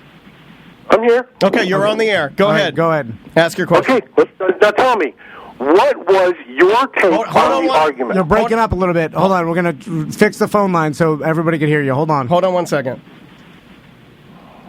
Okay, I got you. Go ahead. Now, what was your take on the argument? Did you say something? I'm sorry, by the way, that I talked to your boyfriend the way I did. I didn't mean to. No, he's going to beat your ass a little bit later when you get home because you didn't stick up for him enough. Or maybe you just didn't jump in on time. But seriously, what was your problem with the argument? Okay, we're back now. On the line with us right now, we've got Crazy Johnny. Crazy Johnny, go ahead. There it is. That's it. That's it, Tom. There he is. I can hear him. Sir, you have the floor. You want me to say it for the third time now? We didn't hear you before. Go ahead. Phone lines are fixed. You didn't hear me before? Go ahead. Are you the one working the board? You are breaking up. Phone lines are fixed now, sir. Are you the one working the board? You got it. You got the floor. Are you the one working the board? Are we bored? Yes, we are very bored. Are you the one working the board? I know that I can fly if I have the time. The eagle rests its wings on midnight. See? Sir, Samantha's not here. We'll waste your time all day. I'll sit here and then... oh, yeah. There he is. There. Now we can hear you. We're actually getting paid for this. This is our job. Yeah. So, really, it's just... it's kind of like when I would hide in the stock room and build the shoe castle. I'm like... when I was in there, I'm like, I'm getting paid per the hour for this. Yeah. You remember when you two got rattled by that guy that time and you just fucked up your entire show and grinded it to a screeching halt. Remember that? Which time? Yeah. There's like a year of that. Yeah, we've been doing probably for about the third time today. So, are you gonna? We've been doing that for the question, about, or you just want to? We've been doing sit that here and look like a tough guy in front of your boyfriend. Sorry, girlfriend. What the fuck is it that you're fucking anyway? And why is she in chat? Why is he in chat crying like a little bitch? We've been doing that for about 10 years now, screeching halts. So. And you're still not out of fucking Twitch? What do you do for a living? 10 years? What the fuck are you two? What are you jerking each other off and it feels good for minimum wage? What's the deal down there? Is it really 10 fucking years? Is it? Holy shit! I'm gonna guess disability. What a fucking failure! Yeah, I can't do it I know anymore. your mom protected you your whole fucking life. I get that. I can't do it anymore. What? I'm just the psychological experiment of a person getting so mad from some random Twitch show that he stumbled across. Well, he's mad. Weird. He's mad because and everybody was nice to him. That's what is that what he's mad about? Like everybody was like being really cool. You know what? It's funny though. This is the classic example of like we're all like, "What is this guy's problem?" And they're like, "Oh, mental illness." Like every time someone does something horrible or something that no one can understand, we're all trying to figure out like the rationale behind it, and then it all just boils down to mental illness. You're like, "Oh." It's mental illness. Yeah, he's a crazy person. It's always mental illness. And then you start to feel sorry for him a little bit because like. That's somebody's son. You know what I mean? Like that poor woman has to deal with it. Well, also it's Tuesday. It's 11:41 now. I don't know where he's calling from. Could be from anywhere, but a parking lot of an Arby's, like on his lunch break. Yeah, I just wanted to know. I've been like, you're scanning Twitch, and then you're just jumping into random Twitch I think it channels. came in on Indianapolis or something like that. Yeah. So that's odd. Really? Yeah. What's odd to me is that people still scanned for stuff like that you haven't like thought about something that you like or into or want to hear about, and directly find it through Google. You know what I'm saying? Like easy. There's so much like going back to the show on Netflix about Dracula or whatever it was, or HBO. It's like there's unlimited content out there. Yeah. So it's very rare. Think about we've been doing this for a long time. It's rare that we run into in radio all the time back in the day when people used to scan and then like start listening to something randomly and then they didn't know they weren't on the inside. But it's rare that we ever run into first time on Twitch a listener that is not our listener and some random crazy person. It doesn't happen anymore. And he got really mad all because I just said like, hey man, just ease up in the chat room and stop insulting everyone. You know, I mean, I wonder how long we could have done the whole all day. All day. Yeah. Oh, the going back and forth. And that just proves the mental illness because any sane person would have been like, they're fucking with me. Yeah. So let me save this. I'm going to save this. We can use it for another time or not. It's always nice to have, give it to the BDMs or secret audio. So let me stop this.